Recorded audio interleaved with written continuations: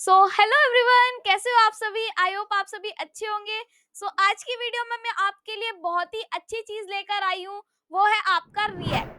आप सभी को रिएक्ट बहुत ज्यादा पसंद है क्योंकि अधिकतर कंपनियां वही अब मांग रही हैं। तो इसलिए आज हम अपनी वीडियो में स्टार्ट करने वाले हैं रिएक्ट को। और फ्रंट एंड डेवलपमेंट में जो आपका रिएक्ट है बहुत ज्यादा इंपॉर्टेंट है। यही एक मेन कॉन्सेप्ट हो जाता है आपका सीखने का।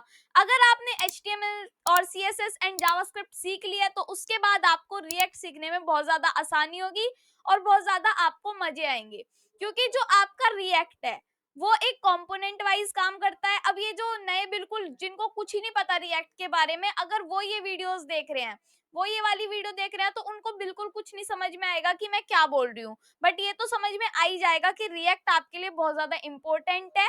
और एक वो आपका एक लाइब्रेरी ऐड हो जाती है कि आपने HTML, CSS एंड जावास्क्रिप्ट के अलावा भी कुछ अच्छी चीज सीख रखी है।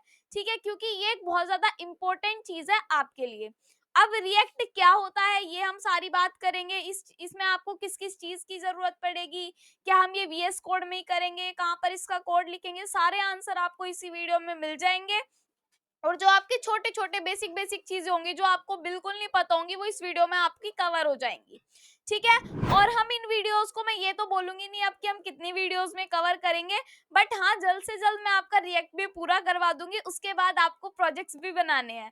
ठीक है। अब मैंने पोर्टफोलियो बनवा दिया है आपका HTML CSS जावास्क्रिप्ट से, और मैंने ई-कॉमर्स वेबसाइट बना दिया है, टूडो ऐप बनवा दिया, पूरा HTML CSS कंप्लीट कर दिया है, जावास्क्रिप्ट कंप्लीट कर दिया है।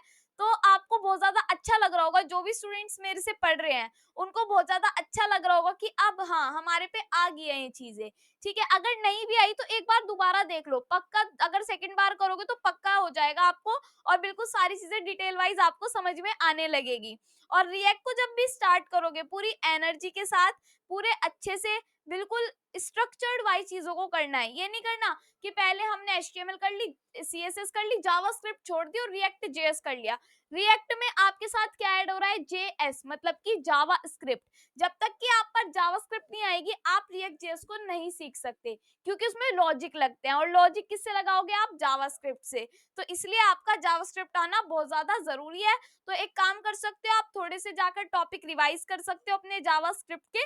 उसके बाद आप इसको स्टार्ट कर सकते हो। और अगर आपको लगता है कि आपके जो टॉपिक्स है वो बिल्कुल आपके माइंड में क्लियर है सारी चीजें, तो आपको उसको देखने की जरूरत नहीं है, यहीं पे हम पढ़ लेंगे। और हाँ, इस सीरीज में हम यहाँ पर रिएक्ट की सीरीज में क्लोजर्स को भी कवर करेंगे, क्योंकि मुझे पता है कि आप ये बोलने वाले हो कि क्लोजर्स नहीं करा है आपने।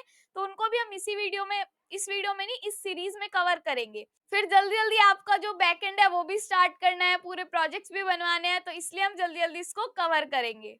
तो अब चलते हैं हम स्क्रीन पर और देखते हैं हमें क्या क्या चीजें यहाँ पर चाहिए इसके लिए, और हमें कितना टाइम लगेगा इसको पूरा करने में। सारी चीजें आगे आगे मैं वीडियो में आपको धीरे धीरे बताती रहूंगी। और कुछ कुछ मेन टॉपिक्स होंगे जो आज की शुरुआत में मैं आपको पढ़ाने वाली हूँ। तो बिल्कुल अच्छे से बने रहिए और पढ़ते रहिए। तो चलिए स्क्रीन पर चलते हैं। और हाँ, अगर वीडियो अच्छी लगती है तो लाइक कमेंट शेयर जरूर करना। हमारा इंस्टाग्राम पेज है उसको जाकर फॉलो करना, एंड हमारा टेलीग्राम चैनल है उसको जाकर भी ज्वाइन करना। तो चलिए स्क्रीन पर चलते हैं।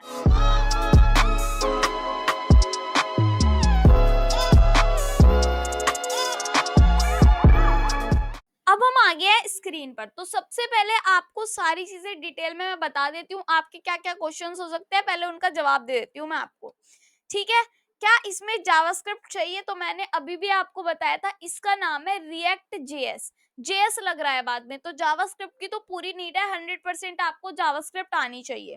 ठीक है। क्या ये हम सीख सकते हैं, बिल्कुल सीख सकते हो। और अगर जावास्क्रिप्ट आती है तो कोई प्रॉब्लम नहीं है, कि आपका कोई चांस ही नहीं है कि आप नहीं सीख सकते।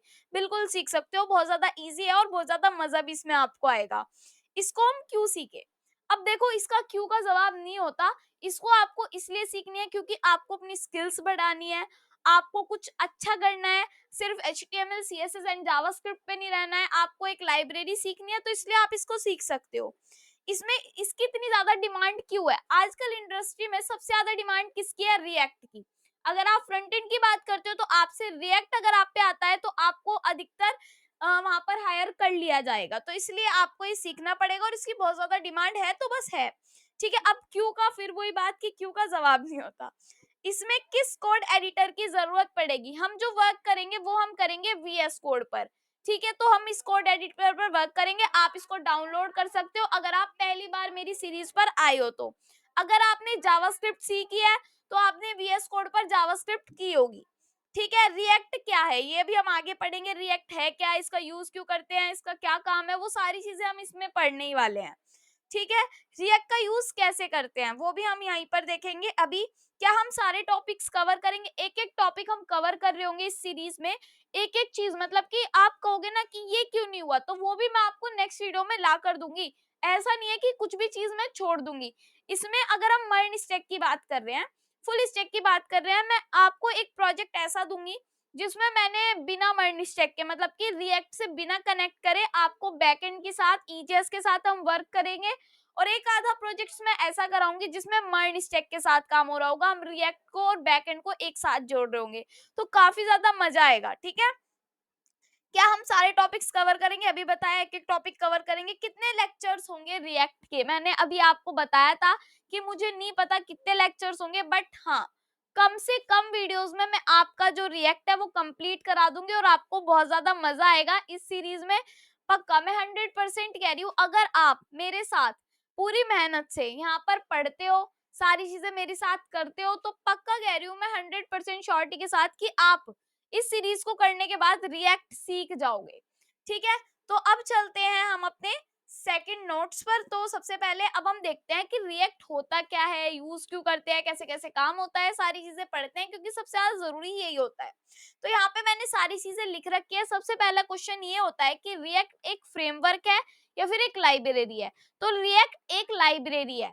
ठीक है, देखो लाइब्रेरी होता है कि जिसमें हमारा जो छोटा कोड होता है, प्री बिल्ट कोड होता है। देखो रिएक्ट एक जावास्क्रिप्ट लाइब्रेरी है जो यूजर इंटरफेस क्या होता है, जो यूजर देख सकता है, यूजर को, वही जैसे आप एचटीएमएल सीएसएस जावास्क्रिप्ट से बना रहे थे, यूजर देख पा रहा था, वही यूजर फेस होता है, वही यूआई होता है। ठीक है, बनाने के लिए यूज होती है, क्या होता है, जो यूजर इंटरफेस बनाने के लिए यूज होती है वो हमारा रिएक्ट होता है। रिएक्ट की लाइब्रेरी होती है, खासकर सिंगल पेज एप्लीकेशन के लिए ये होता है। सिंगल पेज जो हम एप्लीकेशंस बनाते हैं उनके लिए खासकर होता है। इसका इस्तेमाल वेब एप्स, मतलब कि वेब एप्लीकेशन जो आप सीख रहे हो, वेबसाइट्स बनाना सीख रहे हो, उनमें फास्ट और इंटरेक्टिव यूआई कंपोनेंट्स बनाने के लिए होता है। कंपोनेंट्स क्या होता है, देखो सबसे बड़ी बात यहाँ पर एक कंपोनेंट निकल के आती है। कंपोनेंट यहाँ पे आपका सबसे मेन चीज है, कंपोनेंट्स में हम यहाँ पर वर्क कर रहे होंगे। जब कंपोनेंट बनाएंगे तो आप सीख जाओगे कि कंपोनेंट होता क्या है।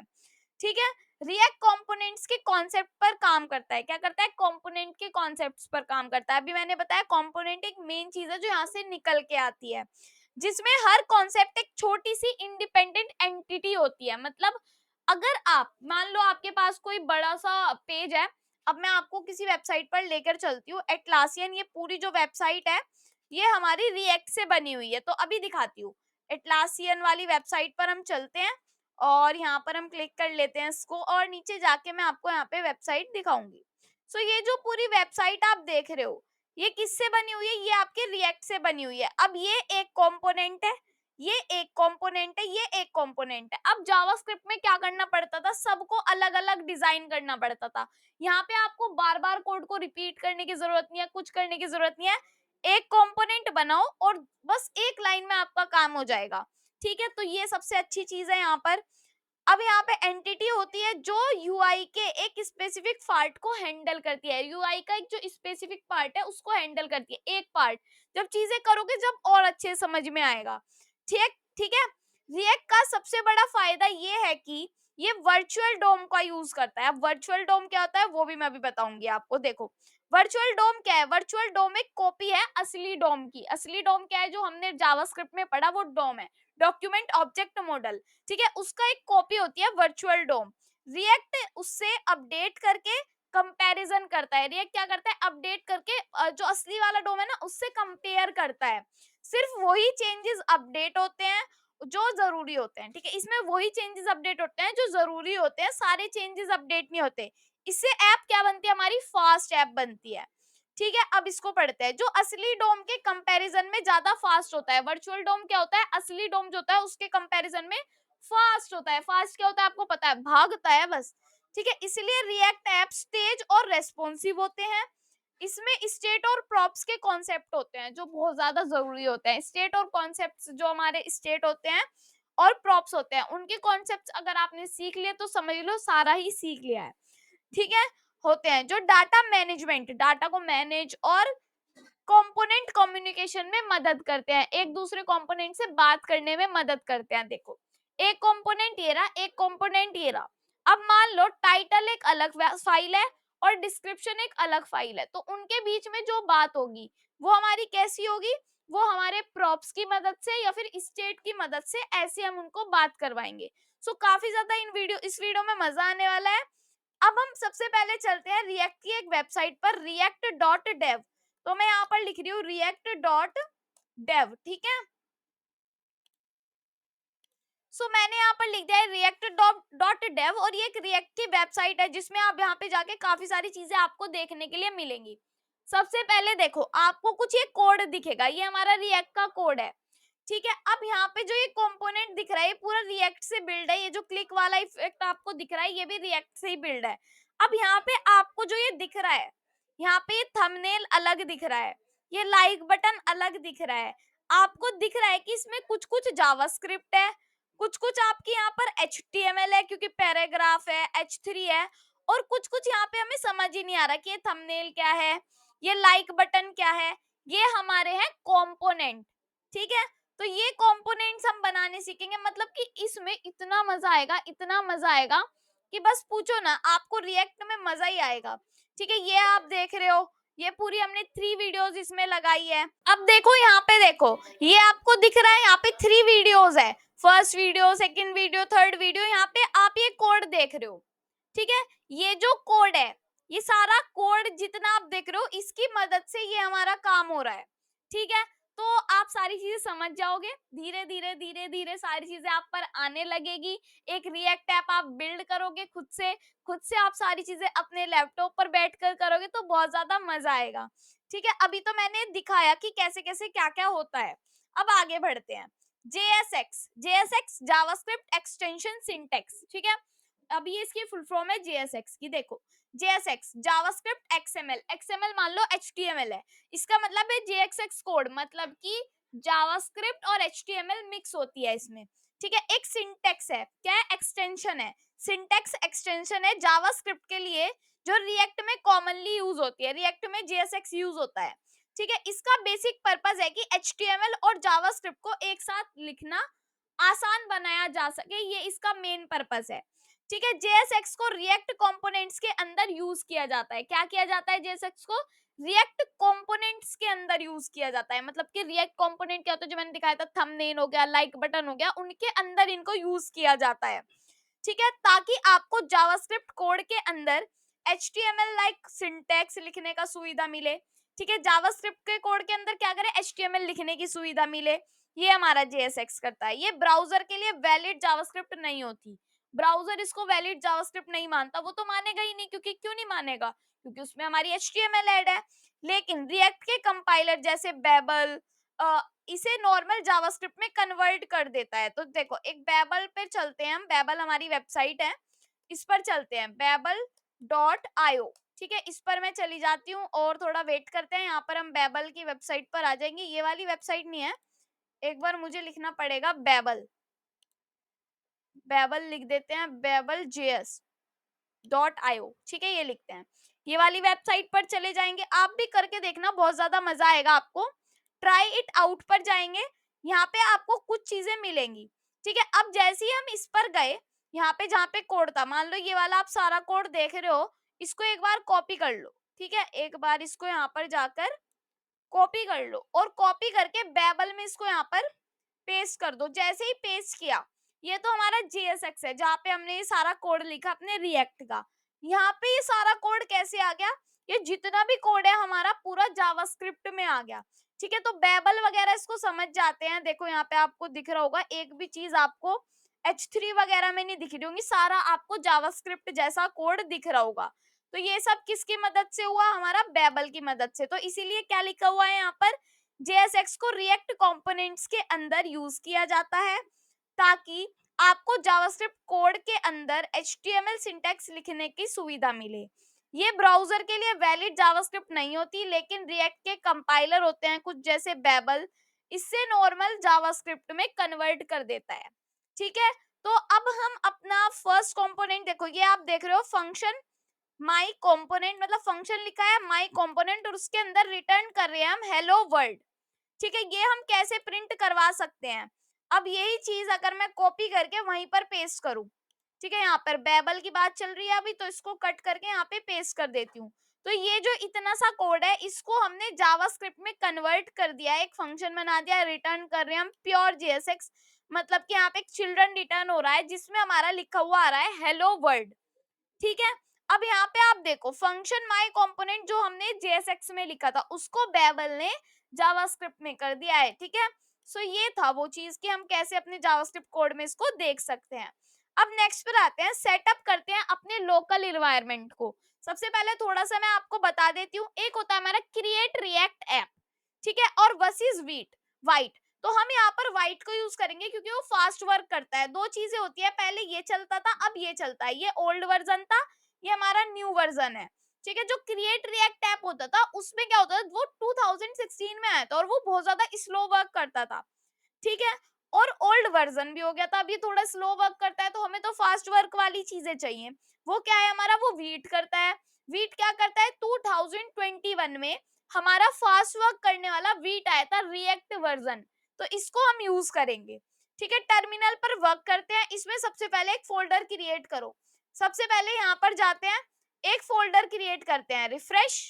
ठीक है। यहाँ पर जाते हैं न्यू पर, एक फोल्डर क्रिएट करेंगे जिसका नेम हमने वाले हैं स्टार्ट रिएक्ट। ठीक है, कुछ भी लिख सकते हैं, वो हमारी मर्जी है। अब हम इसको ओपन करेंगे अपने यहाँ पर वीएस कोड में, फाइल पर जाएंगे, ओपन फोल्डर पर जाएंगे और यहाँ पर जाएंगे और यहाँ पे आपको स्टार्ट रिएक्ट मिलेगा और इसको मैं कर लूंगी यहाँ से सिलेक्ट फोल्डर। तो ये फोल्डर अभी के लिए खाली है और यहाँ पे एज सच कुछ हमने क्रिएट नहीं किया, कुछ फाइल नहीं बनाई, कुछ नहीं बनाया। ठीक है। यहाँ पे मैं कर रही हूँ इसको कट। अब देखो यहाँ पे आपको क्या क्या चीजें मिलेंगी। टर्मिनल खोलना है, टर्मिनल कैसे खुलता है सबसे पहले ये बता देती हूँ मैं। ठीक है। टर्मिनल खोलने के लिए यहाँ पर आ जाते हैं और यहाँ पे आपको ये साइन दिख रहा होगा, या तो आप इस पे क्लिक करके टर्मिनल पर जा सकते हैं। अगर आपको ये नहीं दिख रहा, आपसे नहीं समझ में आ रहा, तो आप एक काम कर सकते हो, इसको यहाँ से कट करो, यहाँ पर जाओ, यहाँ पर सर्च करो टर्मिनल, सॉरी यहाँ पर नहीं, यहाँ पर जाओ और यहाँ पर आपको टर्मिनल मिल जाएगा और न्यू टर्मिनल पर जाकर ओपन हो जाएगा आपका ये टर्मिनल। तो आप ऐसे भी ओपन इसको कर सकते हो, कोई ऐसी बात नहीं है। ठीक है। तो मैंने ये कट क्या किया, वो हमारे दो दो यहाँ पर शेल खुल गए थे इसलिए उसको कट किया है। ठीक है। अब ये हमारा टर्मिनल ओपन हो गया है। इसके अंदर सबसे पहले हम यहाँ पर हमारी कमांड्स होती है जो हमें लिखनी पड़ती है। ठीक है। यहाँ पे आपको लिखना है npm create with @latest, तो ये इसकी कमांड है, npm create with, फिर वीट के साथ क्या लिखा जाएगा यहाँ पर, लेटेस्ट, तो ये हमें लिखना है। यहाँ पर एंटर कर देते हैं तो यहाँ पे आपसे कुछ मांगेगा। ठीक है, क्या मांगेगा वो अभी देखते हैं। सो यहाँ पे हमारे से मांगा प्रोजेक्ट नेम हमें क्या रखना है, मान लो हम रख रहे हैं बेसिक रिएक्ट ऐप। ठीक है, आपको भी आपकी मर्जी है, आप कुछ भी नेम रख सकते हो। हमने रख दिया है बेसिक रिएक्ट ऐप और इसको हमें किससे करना है, रिएक्ट से। तो रिएक्ट पर हमें कर्सर से, देखो अगर आप माउस से इस पे क्लिक करोगे तो नहीं होगा, आपको यहाँ पे जो एरोज दिखते हैं उनसे नीचे करके रिएक्ट पर एंटर कर देना है। उसके बाद आपको अगर टाइप स्क्रिप्ट से करना है, टाइप स्क्रिप्ट भी एक लैंग्वेज है जो आपका जावास्क्रिप्ट का एक अच्छा वर्जन है, वहां पे आपको काफी सारी चीजें अलग अलग मिलेंगी। तो हमने तो जावास्क्रिप्ट सीख रखी है इसलिए हमें यूज करना है जावास्क्रिप्ट से, तो जावास्क्रिप्ट पे कर देंगे एंटर। अभी आपको तीन कमांड्स दिख रही है, इनको रन करना है। सबसे पहले आपको जाना है सीडी बेसिक रिएक्ट ऐप, जो आपने ये फोल्डर बनाया आपको दिख रहा है, यहाँ पे काफी सारी चीजें आ गई हैं। ये किसकी मदद से आई, जो हमने सिर्फ इतना काम किया उसकी मदद से। ठीक है। अब जब हम ये तीनों चीज क्रिएट करेंगे तो क्या होगा, तो सबसे पहले मान लो मैं यहाँ पे लिख रही हूँ CD react app, basic react app, इसके अंदर आ रहे हैं हम सीडी करके, तो मैं यहाँ पे लिख रही हूँ बेसिक रिएक्ट ऐप। इससे क्या होता है, सीडी से हम फोल्डर के अंदर आ जाते हैं, जिसमें फोल्डर के अंदर हमें आना होता है। अब देखो यहाँ पर स्टार्ट रिएक्ट आ रहा था, अब हम स्टार्ट रिएक्ट के अंदर बेसिक रिएक्ट ऐप के अंदर आ चुके हैं। ठीक है। अब हम लिखेंगे, यहाँ पे हमारे पास एक कमांड होती है npm install। जब हम npm install लिखेंगे तो क्या होगा, यहाँ पर हमारा इंस्टॉल होना शुरू हो जाएगा और यहाँ पे एक चीज आपको दिखेगी, अभी बाद में दिखेगी, अभी करवाती हूँ, जब हम एक बार इसको होने दो। यहाँ पे देखो कुछ कुछ चीजें आपको लिखी हुई मिल रही है, पैकेज डॉट जेसन, इसके अंदर कुछ कुछ चीजें आपको मिलेंगी। सब चीजें जो भी मिल रही है मिलने दो, बस ये देखो कि इसको इंस्टॉल करना है अभी के लिए, ठीक है। और इसको आप ऊपर भी कर सकते हो, इसको नीचे भी कर सकते हो। सो टर्मिनल में ऐसा कुछ है नहीं कि आप इसको ऊपर नहीं कर सकते, नीचे नहीं कर सकते, ऐसे चला सकते हो, ठीक है। तो वेट करना होगा जब तक ये पूरा इंस्टॉल होगा। यहाँ पे इसका वर्क चल रहा है, तो इतने हम थोड़ी सी बातें कर लेते हैं। तो देखो रिएक्ट जो है, जिसमें हम ये इंस्टॉल कर रहे हैं, ये चीजें आपको करनी बहुत ज्यादा जरूरी है। अगर आपके दिमाग में ये आ रहा है कि एनपीएम क्या होता है, ये सारी चीजें क्या होती है, बिल्कुल डिटेल में हम जब नोड जेएस पढ़ रहे होंगे तब इनको कवर करेंगे कि क्या चीज क्या होती है। अभी आपको सारी चीजें सीखनी है कि कैसे आपको ये चीज करनी है। इसमें है ना टाइम लगता है थोड़ा सा इंस्टॉल वगैरह होने में। आप ये देख रहे होंगे, ये जो देखो अब ये इंस्टॉल हो गया, हम यहाँ पर आ चुके हैं। अब हमें यहाँ पर लिखना है npm run dev। ये कमांड है जिससे हम इसको चला सकते हैं सर्वर को, npm run dev। जैसे ही हम npm run dev करेंगे हमारे पास एक लिंक आएगा, और इसको हमें कर लेना है ऐसे सिलेक्ट एंड कंट्रोल सी से कॉपी। जैसे ही कॉपी करोगे ब्राउजर पर आ जाना है और यहाँ पे इसको पेस्ट कर देना है।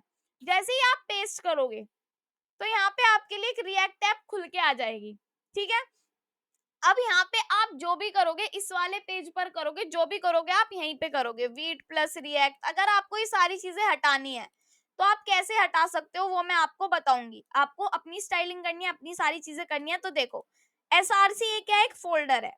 इसके अंदर एसेट्स एक फोल्डर है, app dot C S S कुछ है, ऐप डॉट जेएसएक्स कुछ है, ये सारी चीजें है। तो सबसे पहले ऐप डॉट जेएसएक्स पर आना है और इसको नीचे कर दो बिल्कुल, ठीक है। ऐप डॉट जेएसएक्स पर आकर आपको यहाँ से लेके सारा हटा देना है कोड, ठीक है। जब आप ये सारा कोड हटा दोगे और जाके इसको देखोगे, सो कहाँ पर जाकर देखना है आपको, यहाँ पर जाकर, तो ये सारी चीजें आपकी हट जाएंगी, ठीक है। अगर आप चाहते हो कि आप यहाँ से ये भी हटाना चाहते हो इसकी स्टाइलिंग, तो अभी तो हम हटाते नहीं है, वैसे आप इसको अगर कर दो यहाँ से कॉमेंट आउट, तो आप क्या कर सकते हो, इसको जाके ब्राउजर पर देख सकते हो। अभी के लिए रिफ्रेश किया, ब्लैक कलर आ रहा है, कोई बात नहीं, क्योंकि और भी ज्यादा स्टाइलिंग दी हुई है, तो कोई बात नहीं, ठीक है। वैसे हम इसको हटा देंगे बाद में जाके स्टाइलिंग को, जब हमें सारी स्टाइलिंग हटानी होती है तो, ठीक है। अभी हमने सब कुछ हटा दिया है, तो अब हम चलते हैं नोट्स पर। तो नोट्स हमारा क्या कहता है, यहाँ पर आप देख सकते हो, ये हमने क्रिएट कर दिया, इससे स्टार्ट होता है हमारा सर्वर, ये भी आपने देख लिया है, बेसिक सेटअप भी इसका हो गया है। अब हम यहाँ पर आ गए हैं, अंडरस्टैंडिंग अवर ऐप। अपने ऐप को पहले समझते हैं, फोल्डर स्ट्रक्चर को पहले समझते हैं कि क्या है। मैंने आपको पहले ये हटवा दिया, फोल्डर स्ट्रक्चर समझाया नहीं, तो अब समझा देती हूँ मैं। देखो सबसे पहले यहाँ पे बेसिक रिएक्ट ऐप है, जो ये एक फोल्डर है, इसके अंदर एक नोड मॉड्यूल्स है। अब नोड मॉड्यूल्स के अंदर वीट वीट इंस्टॉल है, बेबल जो हमने देखा, जो हमारे कोड को कन्वर्ट करता है, वो खुद से आ रहा है। कुछ चीजें ऐसी है जो समझ में नहीं आएगी आपके, बट ये नोड मॉड्यूल्स जो है ना, इसकी जान है। अगर ये नोड मॉड्यूल्स हट गया ना, तो मान लो कि आपकी रिएक्ट वर्क ही नहीं करेगी, ठीक है। और यहाँ पे आपका पब्लिक फोल्डर है, जिसके अंदर आपने जो इमेज देखी थी ना वीट वाली, वो ये वाली इमेज थी। एसआरसी है, ठीक है। एसआरसी के अंदर देखो, एसआरसी बंद है तो कुछ नहीं है, एसआरसी को खोला, एक एसेट्स है, इसके अंदर भी एक एसवीजी है। एसवीजी क्या होती है, एक इमेज होती है जो हमने हटा दी। यहाँ पे आप देख सकते हो कि कुछ इमेज होगी, यहाँ पर ऑल्ट एक्स, देखो कितनी बड़ी इमेज है ये, तो ये हमने हटा दी है वहां से। App dot C S S, इसमें कुछ स्टाइलिंग होती है इसकी सीएसएस की जो होती है, अगर आपको हटानी होती है तो इस सारे कोड को हटाना पड़ता है, ठीक है। ऐप डॉट जेएसएक्स होती है जो इसका मेन चीज होती है, मेन मुद्दा होता है, यहाँ से अगर सारी चीज हटा दी तो हट गई, ठीक है। इंडेक्स डॉट सीएसएस में भी कुछ स्टाइलिंग होती है इसकी अपनी ऐप की, जो खुद से प्री बिल्ड आती है। एक मेन डॉट जेएसएक्स होता है जिसमें कुछ स्ट्रिक्ट मोड होता है, ऐप को कॉल करी जाती है, ये सब चीजें होती हैं, ठीक है। फिर एक गिट इग्नोर फाइल होती है इसके अंदर।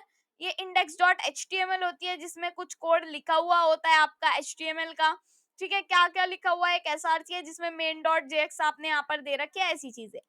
Package dot log dot JSON, आप जब डिपेंडेंसीज में जाओगे तो आपको यहाँ पे ये कुछ चीजें मिलेगी, नोड मॉड्यूल्स का मिलेगा, मतलब कुछ ऐसी चीजें, वर्जन मिलेगा, ये चीजें इसी के साथ इंस्टॉल होके आती है, package dot log dot JSON. अब ये जो चीज आई है ना, इनको हम खुद से बनाना भी सीखेंगे जब हम नोड जेएस सीखेंगे, ठीक है।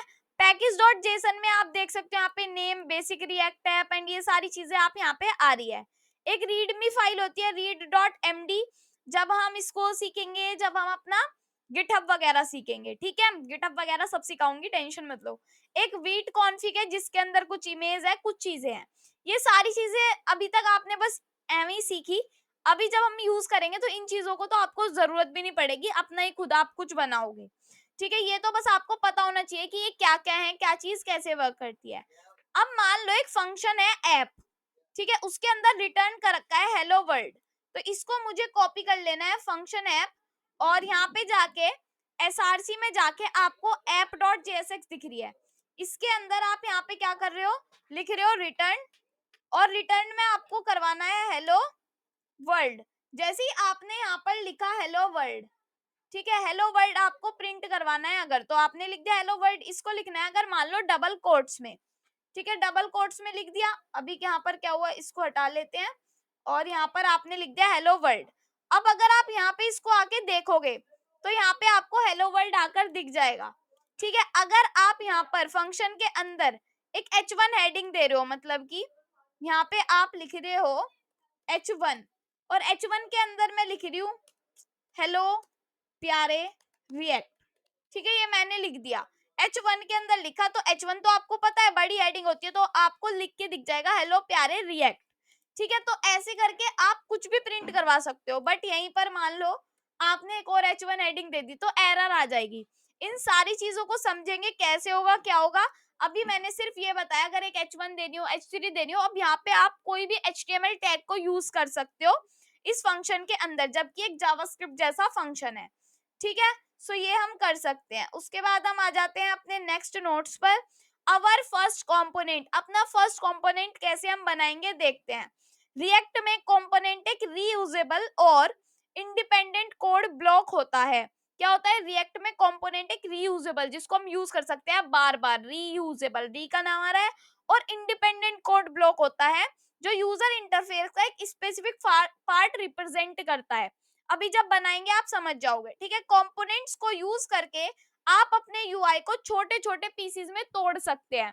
अब आपको वो चीज करने की जरूरत नहीं है एक ही जगह सारा कोड लिख दिया, नहीं, छोटी छोटी फाइल्स बनाओ, उनके अंदर अपना काम करो, ताकि आपको ढूंढने में फाइल्स प्रॉब्लम ही ना हो, ठीक है, जो कि मेंटेन करने और रीयूज करने में आसान होते हैं, ठीक है। कंपोनेंट्स को क्लासेस या फंक्शंस के रूप में डिफाइन किया जा सकता है। अभी आपको बहुत मजा आएगा जब मैं आपको सारी चीजें सिखा दूंगी, तो आपको बहुत मजा आएगा। क्रिएटिंग अ कंपोनेंट, अपना एक कंपोनेंट बनाते हैं जिसमें आपको सारी चीजें समझ में आ जाएंगी, कैसे कैसे क्या क्या होगा। एक सबसे पहले टाइटल डॉट जेएसएक्स फाइल बनाएंगे।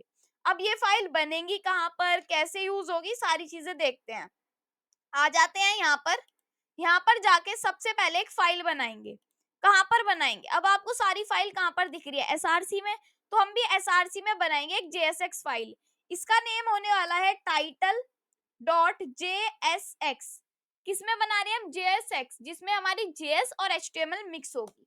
तो जेएसएक्स मैंने यहाँ पर लिख दिया है। अब यहाँ पे क्या लिखा हुआ है हमारे पास, एक जेएसएक्स फाइल बनाएंगे, उसके अंदर एक फंक्शन बनाएंगे टाइटल। देखो सबसे पहले मैं आपको एक शॉर्ट फॉर्म सिखा देती हूँ। अगर आप लिखते हो RAFCE, तो आपके पास ये कुछ बड़ा सा कोड लिख के आ जाएगा।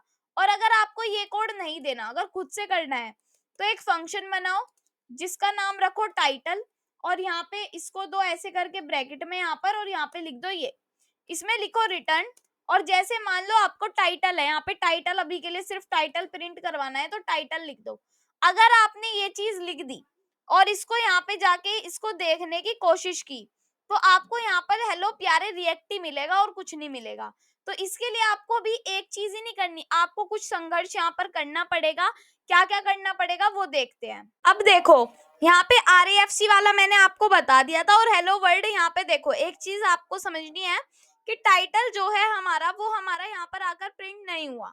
अब ये जो टाइटल है ये प्रिंट क्यों नहीं हुआ, इसके लिए हमें काफी सारी चीजें सीखनी पड़ेगी। देखो सबसे पहले हमें रेंडर करना होता है अपने कंपोनेंट को। अब जो टाइटल है, जो भी हमारी फाइल का नाम है, अगर हमें उसको कहीं पे भी लिखवाना होता है, अब हम जो भी काम कर रहे हैं वो कहाँ पर कर रहे हैं, वो कर रहे हैं हम अपनी ऐप डॉट जेएसएक्स पर। तो अब हम जाएंगे अपनी ऐप डॉट जेएसएक्स पर। अगर हमें टाइटल को प्रिंट करवाना है, तो हमें यहाँ पर कॉल करनी पड़ेगी अपने टाइटल वाले कंपोनेंट को। या तो हम टाइटल ऐसे लिख सकते हैं, अब ये जो आप देख रहे हो हेलो प्यारे वाला, इसको भी हम कमेंट आउट कर देते हैं। ये तो पूरा ही कमेंट आउट हो गया, इसको हटा देते हैं। मैं कर रही हूँ यहाँ पर रिटर्न, और यहाँ पे मैं क्या दे रही हूँ, यहाँ पे मैं दे रही हूँ अपने टाइटल को। ठीक है, यहाँ पे मैं लिख रही हूँ टाइटल, या तो आप ऐसे लिख दो इसको। ठीक है, अगर आपने ऐसे लिख दिया तो भी आपका ये टाइटल ही माना जाएगा, और अगर आपने इसको ऐसे लिख दिया टाइटल और ये भी ठीक माना जाएगा। ठीक है, आप दोनों तरीके से इसको रेंडर कर सकते हो। अभी मुझे पता है आपके सिर के ऊपर को जा रही है बात, बट एक चीज आपको करनी है कि जब भी आप इसको यूज करना चाहते हो तो आपको इंपोर्ट और एक्सपोर्ट करना होता है। ठीक है, इंपोर्ट कैसे करना होता है, देखो, अब सिर्फ इससे काम नहीं चलेगा, अगर आप ये दे दोगे सिर्फ इससे काम नहीं चलेगा, इंपोर्ट और एक्सपोर्ट भी करना पड़ेगा। इंपोर्ट एक्सपोर्ट कैसे होता है, इंपोर्ट इंपोर्ट हम ऐसे करते हैं कि जैसे जैसे कि यहाँ पे लिखा हुआ है टाइटल, अभी आप ऐसे लिखो जैसे आप एचटीएमएल टैग को लिखते थे। ठीक है, तो मैंने यहाँ पर लिख दिया है टाइटल, और टाइटल में यहाँ पर ई आएगा। ठीक है, और यहाँ पे भी ई आएगा, क्योंकि हमारे फाइल का जो भी नेम है वो यहाँ पर लिखा जाता है। ठीक है, फाइल का नेम टाइटल है और इसका कैपिटल लेटर टी है, तो ये आपको ध्यान रखना है। अब इसको इंपोर्ट करना पड़ता है, तो ऊपर लिखते हैं हम यहाँ पर इंपोर्ट, जो भी हमारी फाइल का नाम है वो लिख देते हैं हम फ्रॉम, फिर यहाँ पे डबल कोट्स में लिखा जाता है जो भी हमारी फाइल जहां से भी आ रही है वो, तो यहाँ पे लिखा जाएगा ./title.jsx। ठीक है, अब हम एक बार इसको जाके देखते हैं, तो यहाँ पर क्या लिखा हुआ है, अभी तो कुछ भी लिखा नहीं हुआ है, तो यहाँ पे क्या प्रॉब्लम है, देखो, आपने इसको इंपोर्ट कर दिया, बट आप जब टाइटल में जाओगे तो यहाँ पे आपको इसको एक्सपोर्ट भी करना पड़ेगा। तो या तो आप देखो, यहाँ पे दो तीन तरीके होते हैं एक्सपोर्ट करने के। क्या क्या होता है, या तो आप लिखो एक्सपोर्ट डिफॉल्ट टाइटल, या फिर ऐसे एक्सपोर्ट टाइटल लिखो। अभी मैं यहाँ पे लिख रही हूँ एक्सपोर्ट डिफॉल्ट, और यहाँ पे मैं लिख रही हूँ फाइल का नाम टाइटल। ठीक है, अब एक बार इसको चेक करते हैं कि आया क्या।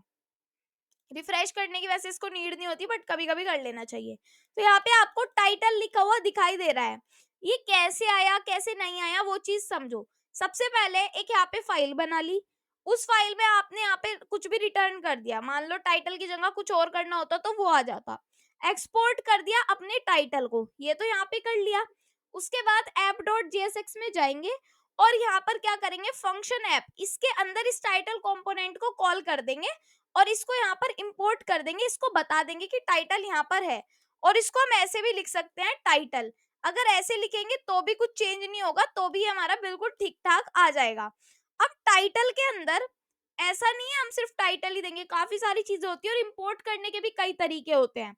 देखो, एक इंपोर्ट करने का तरीका होता है अगर मल्टीपल कंपोनेंट एक्सपोर्ट करने होते हैं। मल्टीपल कंपोनेंट मतलब मान लो अब टाइटल आपने एक बार लिख दिया, अगर आपको दोबारा टाइटल लिखना होगा तो आप क्या करोगे, इसके अंदर यहाँ पे कहोगे टाइटल, मतलब ऐसे करके लिखवाना चाहोगे, बट रिटर्न के बाद तो कुछ भी नहीं चलता, तो आपको यहाँ पे इसको दोबारा से कॉल करनी पड़ेगी टाइटल को। अगर आप दोबारा यही चीज प्रिंट करवाना चाहते हो तो आप दोबारा इसको कॉल कर सकते हो, बट अभी तो आपके पास एरर आ जाएगी। क्या एरर आएगी कि हम दो चीजों को एक साथ नहीं लिख सकते, उसके लिए मैं अभी आपको बताऊंगी क्या करना है। सबसे पहले अभी एक के लिए ही करते हैं। ठीक है, ये चीज हो गई, अभी थोड़ी थोड़ी समझ में आ रही होगी। अगर आपको क्या करना पड़ता है, सिंगल एक ही फाइल को लिखना होता है, तो आप ऐसे करके सिंपल लिख सकते हो, जैसे मैंने इंपोर्ट करना सिखाया। अगर मल्टीपल कंपोनेंट एक्सपोर्ट करने होते हैं तो आप यहाँ पर ये डी स्ट्रक्चर वाला क्या लगाते हो, ब्रैकेट लगाते हो, कर्ली ब्रैकेट, जिसके अंदर टाइटल हो गया या और कुछ भी हो गया वो भी आप लिख सकते हो। अब एक्सपोर्ट जब करना होता है तो एक्सपोर्ट आप करके लिख सकते हो डिफॉल्ट टाइटल, या फिर आप लिख सकते हो एक्सपोर्ट टाइटल, मतलब कि आप ऐसे दोनों तरीके से इनको इंपोर्ट और एक्सपोर्ट कर सकते हो। अब हम चलते हैं नेक्स्ट पर, writing markup in JS. Markup in JSX मतलब return a single root element. Writing markup in JSX, markup में मतलब कि हम जेएसएक्स को कैसे लिख सकते हैं, देखो, return a single root element, सिर्फ एक सिंगल एलिमेंट हम रिटर्न कर सकते हैं, काफी सारे नहीं कर सकते। अगर हमें काफी सारे करने होंगे तो उसके लिए हमारे पास एक चीज है, वो मैं भी आपको बताऊंगी। जेएसएक्स में एक रिएक्ट कंपोनेंट को हमेशा एक सिंगल रूट एलिमेंट रिटर्न करना पड़ता है। अगर आप दो एलिमेंट रिटर्न करना चाहते हो तो आपको डिव या रिएक्ट फ्रेगमेंट का यूज करना पड़ेगा। डिव का यूज, अगर आप यहाँ पर डिव लगा देते हो, कहाँ पर, अपने रिटर्न के बाद, इसको भी टाइटल को हटा देते हैं, अगर आप इस रिटर्न के बाद यहाँ पर डिव लगा देते हो, ठीक है, अगर डिव लगा रहे हो तो ब्रैकेट भी जरूर लगेगा, ध्यान रखना। ठीक है, डिव लगा देते हो तो अब आप टाइटल को एक बार लिख लो, चाहे 1000 बार लिख लो, चाहे 2000 बार लिख लो, अब कोई प्रॉब्लम नहीं होगी। ठीक है, अब टाइटल को पेस्ट पेस्ट कर दो, और अब आप जाके देख सकते हो, ना तो कोई एरर आपको दिख रही होगी और ना ही दिखेगी। टाइटल टाइटल टाइटल कितनी बार आ गया, 3 बार आके दिखा। कैसे? सिर्फ इस कंपोनेंट की मदद से। और ये फ्रेगमेंट क्या होता है? देखो, फ्रेगमेंट होता है कि इस div को बीच में से हटा दो। रिएक्ट फ्रेगमेंट होता है ये। इससे भी आपको कोई एरर नहीं मिलेगी, सेम काम आपका चलेगा। ठीक है, तो ये ऐसे हमारा वर्क करता है। उसके बाद क्लोज ऑल टैग्स, सारे टैग क्लोज होने चाहिए, ओपनिंग टैग नहीं होना चाहिए। Camel case most of the things. Okay, react fragment का यूज रिएक्ट में मल्टीपल एलिमेंट्स को एक सिंगल पेरेंट एलिमेंट के रूप में रैप करने के लिए किया जाता है। जैसे डिव, वैसे ही रिएक्ट फ्रेगमेंट। ठीक है, जेएसएक्स विद कर्ली ब्रेसेस। अब देखो, अगर आप जेएसएक्स कर्ली ब्रेसेस में लिखते हो, मान लो ये जो टाइटल है इसको भी एक ही बार हमें देना है, और इस टाइटल के अंदर हमें कुछ कैलकुलेशन परफॉर्म करानी है एक पैराग्राफ टैग में। ठीक है, इस पैराग्राफ टैग में मुझे 2+2 करवाना है। अगर मैं सिंपल लिखती हूँ 2+2 और इसको एक बार जाके देखती हूँ तो 2+2 दिखेगा, और मैं यहाँ पर लिखती हूँ इजिकल्स टू, तो 2+2 इजिकल्स टू दिखेगा। बट मुझे क्या करना है, इसको 2+2 4 करके दिखाना है। तो मुझे अगर कोई भी कैलकुलेशन करनी होती है तो मैं कर्ली ब्रेसेस में करती हूँ। अगर मैं अब करूंगी 2+2, तो ये जो 2+2 है वो 4 होके दिखेगा, तो ये आपको यहाँ पर दिख जाएगा। ठीक है, अगर आपको पैराग्राफ में नहीं करना है, इसको H1 में करना है, तो आप H1 में कर सकते हो। ठीक है, अभी ये तो हमारे बहुत छोटी सी चीज है, जब हम बड़ी बड़ी चीजें बनाएंगे ना, तब आपका खुद हाथ इस पे बैठ जाएगा। बट जो जो मैं करवा रही हूँ उसको खुद अपने हाथों से करके देखो। 2+2 = 4 ये हमारा बन चुका है। ठीक है, अब ये हमने कैसे किया ये मैंने आपको बता दिया है। अब हम आगे हैं इस पर, कर्ली ब्रेसेस वाला हमने देख लिया है। अब हम आगे हैं 8th पर। अगर एक वेरिएबल बना रहे हैं, let message is equals to, क्या लिख रहे हैं यहाँ पर, हेलो मैसेज। ठीक है, और इसको हम ऐसे करके प्रिंट करवाना चाह रहे हैं, तो मतलब क्या है, जैसे कि ये हमने करवाया, अब इसी के अंदर मान लो यहाँ पे करवा रही हूँ एक H1, यहाँ पे भी हम div को दे सकते हैं, कोई ऐसी बात नहीं है। ब्रैकेट लगाया, और इस H1 को तो हम दे देंगे यहाँ पर कि ये वाला H1 तो हमें देना ही है, कट एंड पेस्ट। उसके साथ साथ हमें यहाँ पर क्या देना है, एक और H1 देना है, जिसके अंदर यहाँ पे हमें div भी तो लगाना पड़ेगा ना, या तो div लगा लो या फिर रिएक्ट फ्रेगमेंट लगा लो, बात एक ही है। ठीक है, इन दोनों को कट करेंगे, और यहाँ पर मैं इसको कर रही हूँ पेस्ट। ठीक है, अब H1 में क्या होगा, यहाँ पे मैं लगा रही हूँ इसको स्पेस यहाँ पे, और यहाँ पे भी मैं दे रही हूँ इसको स्पेस। ठीक है, अब जो ये मेरा H1 है, इसके अंदर मैं यहाँ पे सबसे पहले दूंगी एक let message is equals to, इस मैसेज के अंदर मैं प्रिंट करवा रही हूँ हेलो जी। मैंने यहाँ पर लिखा हेलो जी कैसे हो, ये मैंने लिख दिया। अब मुझे इस वाले H1 में लिखवाना है, कुछ भी लिखवा सकती हूँ, मान लो मैसेज को प्रिंट करवाना है इसको, तो मुझे ऐसे लिखना पड़ेगा मैसेज को। ठीक है, अगर मुझे मैसेज को लिखवाना है तो अब मैं एक बार चेक करती हूँ, सो यहाँ पर रिफ्रेश करती हूँ, अभी तो ये चीज आई नहीं। अब ये मैसेज क्यों नहीं आया, यहाँ पर देखो, यहाँ पे मैंने क्या लिख रखा है, एक बार नोट्स में जाके देखती हूँ मैं। यहाँ पे लिखा है message says, okay okay okay. देखो ध्यान रखना ये वाली बात की, ये जो मैंने वेरिएबल यहाँ पर डिक्लेयर किया है, इसको यहाँ पर नहीं, इस रिएक्ट के ऊपर डिक्लेयर करना है। तो इसके अंदर अब हमें देखना है कि ये चलेगा क्या। सो यहाँ पर लिख रहा है हेलो जी कैसे हो, तो ये मैसेज हमारा यहाँ पर आ चुका है। ठीक है, तो ये चीजें ऐसे वर्क करती हैं जैसे मैंने आपको बताई, एक एक कंपोनेंट वाइज सारी चीजें मैंने आपको करवाई है, अभी और करवाऊंगी मैं। ठीक है, तो अच्छे से चीजें देखो। उसके बाद हमारा होता है structuring component, style components, style करना सीखेंगे, स्ट्रक्चरिंग करना सीखेंगे, इनको काफी सारी चीजें हम यहाँ पर सीखेंगे। तो सबसे पहले यहाँ पे बात हो रही है एक प्रोडक्ट की, एक प्रोडक्ट बनाएंगे। अब यहाँ पे मैं आपको लिख के तो बताऊंगी नहीं, मान लो एक ऐसे करके बॉक्स बनेगा जिसके अंदर हमारा एक प्रोडक्ट होगा। चलो मैं अभी बताती हूँ आपको, सबसे पहले क्या करना है, एक प्रोडक्ट नाम की फाइल बनानी है। तो ये जो है इसको भी कट कर दो, ये भी कट कर दो, और यहाँ पे एक फाइल बनाओ जिसका नेम होने वाला है product.jsx। तो मैं यहाँ पे लिख रही हूँ product.jsx। ठीक है, अब इस product.jsx में अगर हमें एक्सपोर्ट करना होता है ना, हम सिंपल ऐसे भी कर सकते हैं। देखो मैंने यहाँ पे आपको लिख के भी दिखा रखा है, एक्सपोर्ट डिफॉल्ट और फिर फंक्शन का नाम, फिर नीचे हमें उसको एक्सपोर्ट डिफॉल्ट नहीं करना पड़ेगा। तो मैं यहाँ पर लिख रही हूँ एक्सपोर्ट डिफॉल्ट फंक्शन, और फंक्शन का नाम यहाँ पे मैं रख रही हूँ उसका प्रोडक्ट। ठीक है, जैसे ही फंक्शन का नाम हमने प्रोडक्ट रखा, अब क्या करेंगे, हम यहाँ पर रिटर्न करेंगे। ठीक है, क्या रिटर्न करेंगे वो भी देख लेंगे अभी के लिए। तो यहाँ पे मैं लगा रही हूँ ब्रैकेट्स। ठीक है, यहाँ पे मैंने लगा दिया है ब्रैकेट्स। अब हमारे से क्या कहा गया है कि एक डिव देना है जिसके अंदर एक H4 हो और एक P हो। ठीक है, ओके। तो यहाँ पे एक डिव बना लेंगे। अभी इसमें हम क्या ऐड करेंगे, स्टाइलिंग भी ऐड करना सीखेंगे, बट अभी के लिए इतना ही सीखो। एक डिव बना लेंगे और इस डिव में क्या करेंगे, एक तो हम देंगे यहाँ पर H4, जिसके अंदर आ रहा होगा एक तो हमारा प्रोडक्ट टाइटल। ठीक है, तो यहाँ पे मैं लिख रही हूँ प्रोडक्ट और उसके बाद इसमें लिख रही हूँ टाइटल। तो प्रोडक्ट टाइटल यहाँ पे आ जाएगा और यहाँ पे एक पी में आ जाएगा प्रोडक्ट डिस्क्रिप्शन।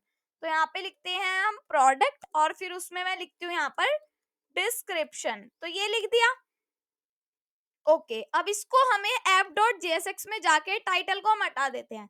टाइटल हमें नहीं देना, हमें यहाँ पर प्रोडक्ट देना है अभी के लिए अपने पेज पर। तो सिंपल मैं यहाँ पे प्रोडक्ट लिख दूंगी। ठीक है, अभी अभी देखो हमें क्या करना पड़ता है, अगर ये यहाँ पर आ जाता है, मतलब कि अगर ये यहाँ पर आ जाता है, इस पे क्लिक कर दो, अपने आप ऊपर इंपोर्ट हो जाएगा। ठीक है, अगर हम यहाँ पर क्लिक कर देते हैं, सो अब एक बार इसको जाकर देखते हैं। एक टाइटल आ गया और यहाँ पे डिस्क्रिप्शन आ गया। अब इस टाइटल और डिस्क्रिप्शन में हमें इसको क्लास देनी है। तो यहाँ पे जैसे हम लिखते थे ना क्लास, हमें यहाँ पे क्लास नहीं लिखना, हमें यहाँ पे क्लास नेम लिखना है। जैसे हम HTML में लिखते थे क्लास, यहाँ पे लिखा जाता है क्लास नेम। अब मान लो इसका नेम मैं दे रही हूँ प्रोडक्ट। ठीक है, अब इसकी स्टाइलिंग कहाँ दूं, तो हम CSS फाइल भी बना सकते हैं। ठीक है, एक CSS फाइल बना लेते हैं। मैं यहाँ पर लिख रही हूँ product.css। ठीक है, product.css बना ली। उसके बाद यहाँ पे इस product.css को आपको करना पड़ेगा import। इंपोर्ट करना मतलब कि यूज करना, डॉट स्लैश और यहाँ पे लिखा जाएगा product.css। ठीक है, ये लिखा जाएगा जैसे आप यहाँ पर देख सकते हो। जब मैंने आपको यहाँ पर बता रखा है तो ऐसे करके import डॉट स्लैश एंड ये दिया जाता है। तो वो कैसे लिखा जाएगा, import फिर यहाँ पर लिखा जाएगा dot slash product dot CSS। तो आप एक बार ये भी देख सकते हो कि आपने ये जो प्रोडक्ट डॉट CSS बनाई है यहीं पर बनाई है ना, हाँ बिल्कुल यहीं पर बनाई है। ये चीज लिख ली। अब प्रोडक्ट डॉट CSS के अंदर जो आपने क्लास नेम दिया है प्रोडक्ट, उस पे आप दे सकते हो उसकी हाइट विड्थ वगैरह सेट कर सकते हो। मान लो इस प्रोडक्ट की हाइट आपकी होने वाली है 200 पिक्सल, विड्थ आपकी होने वाली है 200 पिक्सल, और जो इसका बॉर्डर है वो आपका होने वाला है 3 पिक्सल सॉलिड व्हाइट। ठीक है, अभी आप व्हाइट कलर का इसको कर रहे हो और अब एक बार आप इसको चेक कर लो तो यहाँ पे आपको ये दिख जाएगा। ठीक है, पूरा बॉक्स दिख गया। अब यहाँ पे आप दे सकते हो उसको बॉर्डर रेडियस। मान लो बॉर्डर रेडियस आप दे रहे हो उसको, कहाँ गया बॉर्डर रेडियस, ये रहा। मैं दे रही हूँ उसको बॉर्डर रेडियस 10 पिक्सल, तो थोड़ा सा कर्व भी हो जाएगा। तो जिस तरीके से आप इसको देना चाहते हो उस तरीके से आप इसको प्रोडक्ट को दे सकते हो। इसके अंदर टाइटल हो, इमेज हो, कुछ भी आप दे सकते हो। अब चलो ये चीजें तो आपने दे दी। ठीक है, यहाँ पे आपने लिख दिया प्रोडक्ट टाइटल, प्रोडक्ट डिस्क्रिप्शन, ठीक है। बट आप ऐसे ही दूसरा भी देना चाहते हो तो वो अब क्या बार बार ऐसे क्रिएट करोगे, नहीं।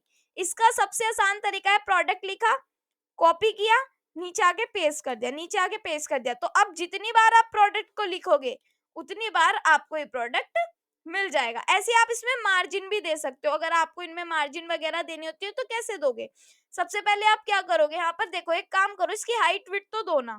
हाइट विड्थ तो ठीक है हम नहीं दे रहे, बट क्या करें फिर, तो ये बहुत छोटे छोटे हो गए हैं। एक तो इनमें हम दे देते हैं पैडिंग। पैडिंग में इनमें दे रही हूँ हर जगह से 20 पिक्सल की, तो इनमें 20 पिक्सल की पैडिंग हो जाएगी। ठीक है, उसके बाद इनमें हम दे देंगे मार्जिन। तो मार्जिन में इनमें दे रही हूँ यहाँ पर 20 पिक्सल की ही मार्जिन दे देते हैं। ठीक है, तो मार्जिन देंगे तो ये एक दूसरे से हट जाएंगे। तो प्रोडक्ट का टाइटल हो गया, डिस्क्रिप्शन हो गया, तो 3 हमने ये बॉक्सेस बना लिए हैं। ठीक है, स्टाइलिंग करनी भी आ गई है, सारी चीज आ गई है। अगर आपको इसको हटाना हो, जो इसकी डिफॉल्ट इसकी खुद की स्टाइलिंग है, तो index.css पे जाओ, कंट्रोल A प्रेस करो और कंट्रोल X कर दो या फिर बैक स्पेस दबा दो। index.css हट गई। app.css पे जाओ, कंट्रोल A करो और सारी चीजें हटा दो। तो उसके बाद आप इसको चेक करोगे तो ये व्हाइट कलर में आ जाएगा। ठीक है, सारी स्टाइलिंग इसकी गायब हो जाएगी। तो अब जब आप यहाँ पर जाओगे तो अब आपको खुद की स्टाइलिंग देनी पड़ेगी। तो अब व्हाइट की जगह आप क्या दोगे, यहाँ पर मान लो आपको देना है ब्लैक, इसका क्या देना है, ब्लैक कलर का देना है। तो BLAC के ब्लैक मैंने यहाँ पर दे दिया है। सो अब हम इसको चेक करते हैं तो ब्लैक आ जाएगा और ये कुछ इतना बड़ा आ गया। इतना बड़ा क्या आया, क्योंकि ये तो सारी इतनी ही चीज ले रहा है। तो हम इसकी विड्थ भी कम कर सकते हैं या फिर हम एक काम कर सकते हैं, जो उसका टेक्स्ट है उसको हम सेंटर कर सकते हैं। कैसे, मैं यहाँ पर लिख सकती हूँ टेक्स्ट अलाइन सेंटर। तो जैसे ही मैं इसको टेक्स्ट अलाइन सेंटर करूंगी ये सेंटर में आ जाएगा। बॉक्स छोटे करना चाहते हैं तो छोटे भी कर सकते हैं, पैडिंग कम कर सकते हैं, वो आपकी मर्जी है। ठीक है, तो मेरा मतलब तो ये था, मेरा मकसद ये था मैं आपको उसको अच्छे से समझा पाऊं कि इसमें स्टाइलिंग कैसे होती है, इंपोर्ट कैसे होता है, ये सारी चीजें। ठीक है, प्रोडक्ट हमने सीख लिया है कि आपको क्या क्या करना है, ये मैंने सारी चीजें आपको यहाँ पर लिख के दिखा रखी हैं। अब हम चलते हैं नेक्स्ट नोट्स पर, रिएक्ट प्रॉप्स पढ़ेंगे। अब हम देखो मेन मेन चीजें जो होती, छोटी छोटी चीजें हमने पढ़ ली है अभी, ठीक है। अब थोड़ी सी एडवांस चीजों पर आते हैं, एडवांस भी नहीं है, बहुत मजेदार है। देखो, react props short for properties. देखो, रिएक्ट कंपोनेंट को डाटा पास करने के तरीके होते हैं। क्या होते हैं? रिएक्ट कंपोनेंट को डाटा पास करने के तरीके होते हैं। ये कंपोनेंट से दूसरे कंपोनेंट तक इंफॉर्मेशन ट्रांसफर करने का मैकेनिज्म प्रोवाइड करते हैं। मतलब रिएक्ट प्रॉप्स जो होते हैं वो मान लो प्रॉपर्टीज की तरह से हैं कि अगर आपको मेरी इंफॉर्मेशन किसी तक पहुंचानी हो तो प्रॉप्स उसका जरिया होता है। प्रॉप्स की मदद से हम उसको पहुंचा सकते हैं, ठीक है। रिएक्ट प्रॉप्स के की पॉइंट्स क्या क्या हैं? देखो, प्रॉप्स इम्यूटेबल होते हैं। एक बार प्रॉप्स को कंपोनेंट के अंदर पास कर दिया गया, मतलब कि एक बार प्रॉप्स को, कंपोनेंट तो जो हमने बनाई, ये जो फाइल वगैरह बनाई वो सब कंपोनेंट है, उसके अंदर अगर हमने पास कर दिया किसको? प्रॉप्स को, तो उन्हें कंपोनेंट के अंदर बदला जा सकता है क्योंकि वे इम्यूटेबल होते हैं, उनको चेंज किया जा सकता है, ठीक है। प्रॉप्स फंक्शन पैरामीटर की तरह होते हैं। जैसे फंक्शन में आर्गुमेंट्स पास करते हैं, फंक्शन मैंने बहुत अच्छे से पढ़ा था, अब ये मत कहना फंक्शंस में आर्गुमेंट या पैरामीटर्स कैसे पास करते हैं, ठीक है। जब भी आर्गुमेंट्स या पैरामीटर्स पास करते हैं तो वो फंक्शन की तरह ही हमारे प्रॉप्स में भी ऐसे ही काम होता है। वैसे ही प्रॉप्स को कंपोनेंट के अंदर वैल्यूज देने के लिए पास किया जाता है। कैसे? वैसे ही प्रॉप्स को कंपोनेंट्स के अंदर वैल्यू देने के लिए काम किया जाता है। अब मैं बार बार रिपीट क्यों कर रही हूँ? ताकि आप चीजों को समझ जाओ, ठीक है। प्रोप्स वो इंफॉर्मेशन है जिससे आप जेएसएक्स टैग में पास करते हैं। प्रोप्स क्या है? वो इंफॉर्मेशन है जिसे आप जेएसएक्स टैग में पास करते हैं, ठीक है। अभी आपको मैं समझाती हूँ कैसे पास करना है, क्या करना है। अब थोड़ी सी एडवांस चीजें आ गई हैं तो अच्छे से समझना। और मैप ऊपर चले जाते हैं। एग्जाम्पल, ये है हमारा प्रोडक्ट, ठीक है। ओके, हमने प्रोडक्ट पूरा बना रखा है, ठीक है। अब इस प्रोडक्ट में एक टाइटल है और एक प्राइस है। ओके, ये वाला जो हमने प्रोडक्ट बनाया सारा क्लोज कर दो। अभी सिर्फ प्रोडक्ट डॉट जेएसएल और ऐप डॉट जेएसएक्स ऑन रहने दो। यहाँ पे जो टाइटल आया, अगर आप वो यहाँ पर पास कर देते हो ना एक प्रॉप्स, मतलब एक पैरामीटर की तरह, तो यहाँ पर लिखा जाएगा टाइटल, और ये जो यहाँ पे प्रोडक्ट डिस्क्रिप्शन है, हम चाहते हैं यहाँ पर प्राइस लिखा हुआ आए, तो मैं यहाँ पर लिख रही हूँ प्राइस। तो दो पैरामीटर्स ऐसे करके पास कर देने हैं, ठीक है। और यहाँ पर आपको दे देना है सिंपल ब्रैकेट्स में ऐसे करके डी स्ट्रक्चर करके कि यहाँ पर तो आ जाए हमारा टाइटल जो हमने ऊपर दिया। तो जैसे ही मैं यहाँ पर टाइटल लिखूंगी ये देखो डार्क हो जाएगा, ठीक है। ऐसे ही यहाँ डिस्क्रिप्शन की जगह मैं चाहती हूँ यहाँ पे क्या आ जाए हमारा प्राइस। तो यहाँ पे मैं क्या लिखूंगी भाई? यहाँ पे मैं लिखूंगी प्राइस। तो जैसे ही मैं प्राइस दूंगी क्या हो जाएगा? यहाँ पे अभी हम जाके देखेंगे, अभी तो सारी चीजें गायब है, टाइटल भी गायब हो गया और प्राइस भी गायब हो गया। अब हम जाएंगे ऐप डॉट जेएसएक्स में जहाँ पे हमने कॉल कर रखी है, इसके अंदर मैं दूंगी टाइटल, और टाइटल में हमारा जो भी मन करे हम वो दे सकते हैं। मान लो ये हमारा लैपटॉप के लिए है, मैंने यहाँ पर लिख दिया लैपटॉप, ठीक है। और यहाँ पे कुछ प्राइस भी दे दिया है, प्राइस मैं दे रही हूँ यहाँ पर लैपटॉप 30,000, ठीक है। 30,000 मैंने लिख दिया है। अगर मैं इस 30,000 को ऐसे पास करती हूँ तो ये आपको दिख जाएगा यहाँ पर, ये लैपटॉप हो गया और ये 30,000 हो गया। मतलब कि हमने इसकी इंफॉर्मेशन यहाँ पर पास कर दी प्रॉप्स की मदद से, इनको प्रॉप्स बोलते हैं। अगर मैं इनको नंबर में दूं तो क्या होगा? अगर मान लो इस 30,000, मतलब कि 30,000 नहीं 30,000 को, ठीक है, तो मैं यहाँ पर लिख रही हूँ 30,000 को मैं ऐसे लिखती हूँ ब्रैकेट्स में, तो नंबर्स भी हमारे कैसे दिख जाएंगे? ऐसे करके दिख जाएंगे। तो कुछ चेंज नहीं है ऐसा, इसमें हम दोनों तरीके से इसको लिख सकते हैं। अब जो दोनों हैं ये खाली हैं, क्यों? क्योंकि हमने इनमें प्रॉप्स पास नहीं किए। तो ऐसे करके हम इनमें प्रॉप्स पास कर सकते हैं। मैं दे रही हूँ टाइटल, एक हो गया हमारा फोन के लिए, फोन हमारा हो जाएगा, मैं यहाँ पर लिख रही हूँ प्राइस, और प्राइस में मैं लिख रही हूँ ये जो हो जाएगा हमारा फोन हो जाएगा 15,000 का, या फिर 13,000 का मैंने लिख दिया है, ठीक है। एक और टाइटल देते हैं, और इस टाइटल में मैं दे रही हूँ यहाँ पर कि चलो ये तो फोन हो गया एंड एक लैपटॉप हो गया, और एक मैं देती हूँ यहाँ पर वॉच, ठीक है। एक हमारी एसेसरीज हो गई वॉच, और इसमें मैं दे रही हूँ प्राइस इज इक्वल्स टू कितना दूं इसका? वॉच का प्राइस मैं दे रही हूँ 1,000 रुपीज, ठीक है। इतनी महंगी महंगी चीजें तो हम रखते नहीं है, ठीक ठाक रखते हैं। अब ये तीनों के हमें, यहाँ पे लैपटॉप मिल गया, यहाँ पे 30,000 मिल गया, यहाँ पे ये मिल गया, यहाँ पे ये मिल गया, ठीक है। तो ये हमने प्रॉप्स की मदद से सीखा कि प्रॉप्स को हम कैसे पास कर सकते हैं, ठीक है। अब आपने ये सीख लिया, उसके बाद यहाँ पर ये सीखने के बाद अब पासिंग एरेज विद प्रॉप्स, मतलब एरेज में हम प्रॉप्स को कैसे पास कर सकते हैं उनको सीखेंगे। एक एरे बनाओ, मान लो एक एरे बनाया मैंने, let options is equals to high tech fast readable, मतलब कि हाई टेक है, फास्ट है, रीडेबल है, ऐसा कुछ बनाया। आर्ग्यूमेंट्स में भी पास कर दो फीचर्स। अब मतलब क्या क्या है, इनकी क्या चीजें हो रही हैं ये आपको समझना है। देखो सबसे पहले ये चीज कॉपी कर लो लेट ऑप्शंस वाली, और ऐप डॉट जेएसएक्स में जाके यहाँ पर इसको पेस्ट कर दो। ठीक है, यहाँ पे ऑप्शंस को आपने पेस्ट कर दिया।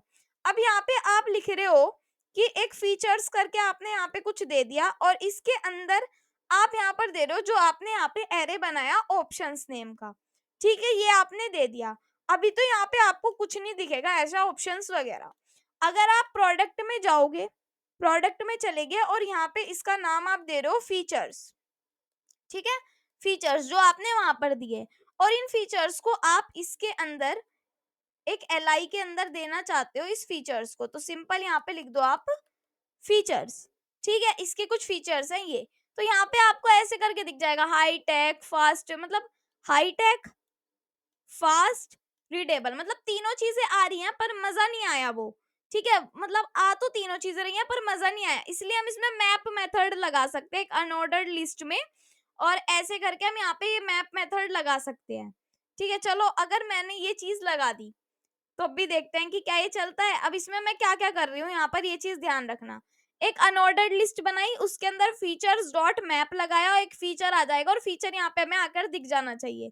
तो यहाँ पे एक एरर आ जाएगी जब आप इंस्पेक्ट करोगे, और यहाँ पे आप जाओगे इधर, इसको थोड़ा बड़ा कर लेते हैं कंसोल पर, तो यहाँ पे कुछ एरर दिख रही है इन प्रॉमिस मैप में। तो ये किस वजह से दिखती है, क्योंकि जो ये फीचर है आपने एक जगह दिया, दो तीनों जगह नहीं दिया। अगर आप ये तीनों जगह देते, यहाँ पे कॉपी किया इसको, पेस्ट किया, फिर यहाँ पे भी इसको पेस्ट किया, तो अब क्या होगा, तो अब ये चल जाएगा। ठीक है, यहाँ पे दिख रहा है हाई टेक फास्ट रीडेबल, मतलब कि ये चल गया, कोई ऐसी एरर नहीं आई। बट मजा तो आया ही नहीं, क्योंकि तीनों में देना पड़ा। तो अगर आप किसी एक में भी ये चीज देना चाहते हैं तो आप कैसे कर सकते हैं, आपको ये करना पड़ेगा कि यहाँ पर जाके आप देख रहे हो कि अनऑर्डर्ड लिस्ट जो है उसके अंदर एरे डॉट इज एरे ये लिखा जाता है, और जो फीचर्स है उनको हम चेक करते हैं कि अगर फीचर की लेंथ 0 से कम है तो हमारा ये वाला लगा दो, मतलब तब भी हमारा चला दो, और अगर नहीं है तो वहां पर लिखा हुआ आ जाना चाहिए नो फीचर्स अवेलेबल। तो यहाँ पे हम इसको कॉपी कर सकते हैं, इतने पार्ट को यहाँ से हम कॉपी कर सकते हैं अनऑर्डर्ड लिस्ट वाले, एंड यहाँ से हम इसको पेस्ट कर सकते हैं। ठीक है, अभी आप चीजें समझ जाओगे। अभी आपने क्या किया देखो, यहाँ पे अभी सिंपल समझो कि आपने ये किया कि अगर एक में भी हमने फीचर्स को नहीं दिया तो आपकी एरर आ जानी है। बट यहाँ पे क्या होगा, अगर आपने दिया हो नहीं दिया हो सब में चलेगा। अभी तो जैसे कि हम इसको देखेंगे और रिफ्रेश करेंगे तो सारी चीजें आ रही है। अभी आपको ये लग रहा है डॉट यहाँ आ रही है, ये तो कोई बात नहीं, ये तो इसकी वजह से आ रही है, स्टाइलिंग की वजह से। ठीक है, बट ये चीज आपको समझ में आनी चाहिए यहाँ पर कि ये जो आपने लिख रखा है हाई टेक फास्ट रीडेबल, ये जो सारी चीजें हैं आपकी, ये मेरा कहने का मतलब क्या है, अभी मैं आपको बताती हूँ कि अगर मैं यहाँ से एक ये हटा दूं, अब की बार फीचर्स को यहाँ से दोनों में से हटा दूं, जैसे मैंने दोनों को ऐड किया था, तो चलो एक एक करके हटाते हैं पहले, वरना क्या पता सारा ही हट जाए। तो इसको मैं हटा देती हूँ, इस वाले फीचर्स को, और हटा देती हूँ मैं इस वाले फीचर्स को भी। ठीक है, ये दोनों फीचर्स मैं यहाँ से हटा रही हूँ। तो जैसे ही मैंने हटाया और इसको मैं यहाँ पे चेक कर रही हूँ, तो यहाँ पे लिखा हुआ गया no features available, no features available. किस वजह से आया, ये इस वजह से आया कि मैंने ये चीज दी कि एरे जो है डॉट इज एरे, फीचर्स अगर है तो ठीक है, और अगर उसकी लेंथ 0, अगर फीचर है तो फीचर दिखा दो, नहीं है तो मत दिखाओ। यहाँ पे की करके कुछ है, और ये जो आप सारी चीजें देख रहे हो ना, ये अभी आपको नहीं समझ में आएगी, ये अभी मैं आपको समझाऊंगी जब आपको समझ में आएगी। इसमें एक की दिया जाता है, कि आप ये देख रहे हो इंडेक्स की दिया जाता है। अगर हम उसको नहीं देते तो हमारे कंसोल पर क्या आ जाती है, एक वार्निंग आ जाती है कि आपको ये देना ही पड़ेगा, क्योंकि इंडेक्स के बेसिस पर चलता है कि 0th इंडेक्स पे क्या है, 1th इंडेक्स पे क्या है, 2 इंडेक्स पे क्या है, ऐसे करके। कि होता कैसे है, क्यों दिया जाता है, वो हम समझेंगे सारी चीजें। तो अब मैं आ जाती हूँ यहाँ पर, रिएक्ट में की इसलिए दिया जाता है ताकि लिस्ट के एलिमेंट्स को यूनिकली आइडेंटिफाई अपडेट किया जा सके। जैसे कि ये है, ठीक है, यहाँ पे एक हमने अनऑर्डर्ड लिस्ट बनाई, यहाँ पे लिखा फीचर्स डॉट मैप, फीचर लिख दिया और एक इंडेक्स लिख दिया, इसके अंदर एलआई में लिख दिया कि इंडेक्स के बेसिस पे आपको चलना है। ठीक है, इंडेक्स के बेसिस पे आपको चलना है, तो आप ये चीज ऐसे लिख सकते हो। ठीक है, तो अगर जैसे कि ये वाली चीज लिखी, ये थोड़ी सी आपको कॉम्प्लेक्स लग रही होगी अभी के लिए, बट यही है, आप आगे जाके काम करने वाले हो। सो अगर इसको मैंने यहाँ पर पेस्ट कर दिया और इसको देखा, तो वही चीज हो गई, क्योंकि हमने यहाँ पर क्या नहीं लगाया, नो फीचर अवेलेबल वाला नहीं लगाया। तो ये मैप मेथड की वजह से ही होता है, अगर आप इनको ले दोगे तो ये हो जाएगा ठीक। ठीक है, तो दोनों चीजें आप कर सकते हो, बट फिर आपको सारी जगह ये देना पड़ेगा, आपको ये बताना पड़ेगा कि आप क्यों नहीं दे रहे, वरना तो ये ठीक है सारी चीजें। ठीक है, अगर आप यहाँ पे फीचर्स के ऑप्शंस को चेंज करना चाहते हो, तो ऑप्शंस 1 लिख दो, ऑप्शंस 2 लिख दो और इनमें चेंज कर दो ये एरे जो है। ठीक है, आप ऐसे कर सकते हो। अब बात आते हैं कंडीशंस पर। देखो, अगर हमारा प्राइस 10,000 से ज्यादा या उसके इक्वल है, तो डिस्काउंट हो जाना चाहिए 5% का। तो ये चीज कहाँ पर लिखी जाएगी? देखो, अगर हमारा प्राइस कहाँ पर लिखी जाएगी, ये चीज प्रोडक्ट में आ जाते हैं। ठीक है, और ये जो फीचर्स वाला है अभी के लिए हम यहाँ से हटा रहे हैं, और ये जो app.jx में हमने फीचर्स दे रखा है इसको हम हटा लेते हैं, ताकि हमें समझने में चीजें आपको आसानी रहे। ठीक है, ये हटा देती हूँ मैं, ये भी हटा देती हूँ और ये भी हटा देती हूँ। ठीक है, ये सारी चीजें मैंने हटा दी, ये ऑप्शंस भी मैं अभी के लिए यहाँ से हटा रही हूँ। अब ये देखना है कि प्राइस जो है हमारा, ये अनऑर्डर लिस्ट भी हटा दो, इसकी कोई जरूरत नहीं है। अगर हमारा प्राइस 10,000 से ज्यादा है या फिर उसके इक्वल है, ठीक है, तो क्या होना चाहिए, तो हमारे पास लिखा हुआ आना चाहिए डिस्काउंट 5%। ठीक है, 5% का डिस्काउंट होना चाहिए। और अगर नहीं है तो खाली हमारे पास नल आना चाहिए, मतलब कि कुछ नहीं आना चाहिए। तो इसको हम लिखेंगे डबल कोट्स में। ठीक है, ये डबल कोट्स में लिखना जरूरी है। तो अब एक बार चेक करते हैं। सो ये भी हमारा 10,000 से ज्यादा का है और ये भी हमारा 10,000 से ज्यादा का है, तो इसलिए हमारे पास क्या लिखा हुआ आ गया, डिस्काउंट 5%। बट हमें तो प्राइस भी चाहिए, तो प्राइस क्यों ना दे रहे हो, कि यहाँ पे प्राइस भी दे दो, मान लो H2 में लिख दो। यहाँ पर क्या लिखना है कि प्राइस भी दे दो, हमें तो प्राइस भी चाहिए भाई, तो यहाँ पे हम प्राइस को प्रिंट करवा देंगे। तो अब हम एक बार इसको जाके देखते हैं कि यहाँ पे 30,000 का प्राइस है, तो इस पे 5% डिस्काउंट, 13,000 का है तो 5% डिस्काउंट। पर वॉच तो 1,000 की है हमारी, 10,000 से मतलब कि 10,000 से ज्यादा तो इसकी है नहीं प्राइस, तो इसलिए इस पे कोई डिस्काउंट नहीं है। तो ऐसी कंडीशंस भी हम दे सकते हैं, हम चाहें कि हम चाहते हैं कि अगर 1,000 या 1,000 से ज्यादा हुई तो वहां पे डिस्काउंट होना चाहिए, तो सब पे आपको डिस्काउंट मिल जाएगा। ठीक है, तो ऐसे आप कर सकते हो। ठीक है, अब एक और तरीका शायद यहाँ पे है, बिल्कुल है, कि अगर आपको नल नहीं देना, अगर आपको ऐसे कंडीशंस नहीं लगानी, तो आप सिंपल एंड एंड करके लिख सकते हो कि अगर ये कंडीशन सच हो जाती है तभी आगे बढ़े, वरना कैंसिल कर दे, कुछ प्रिंट ही ना होए। तो ऐसे भी हम कर सकते हैं।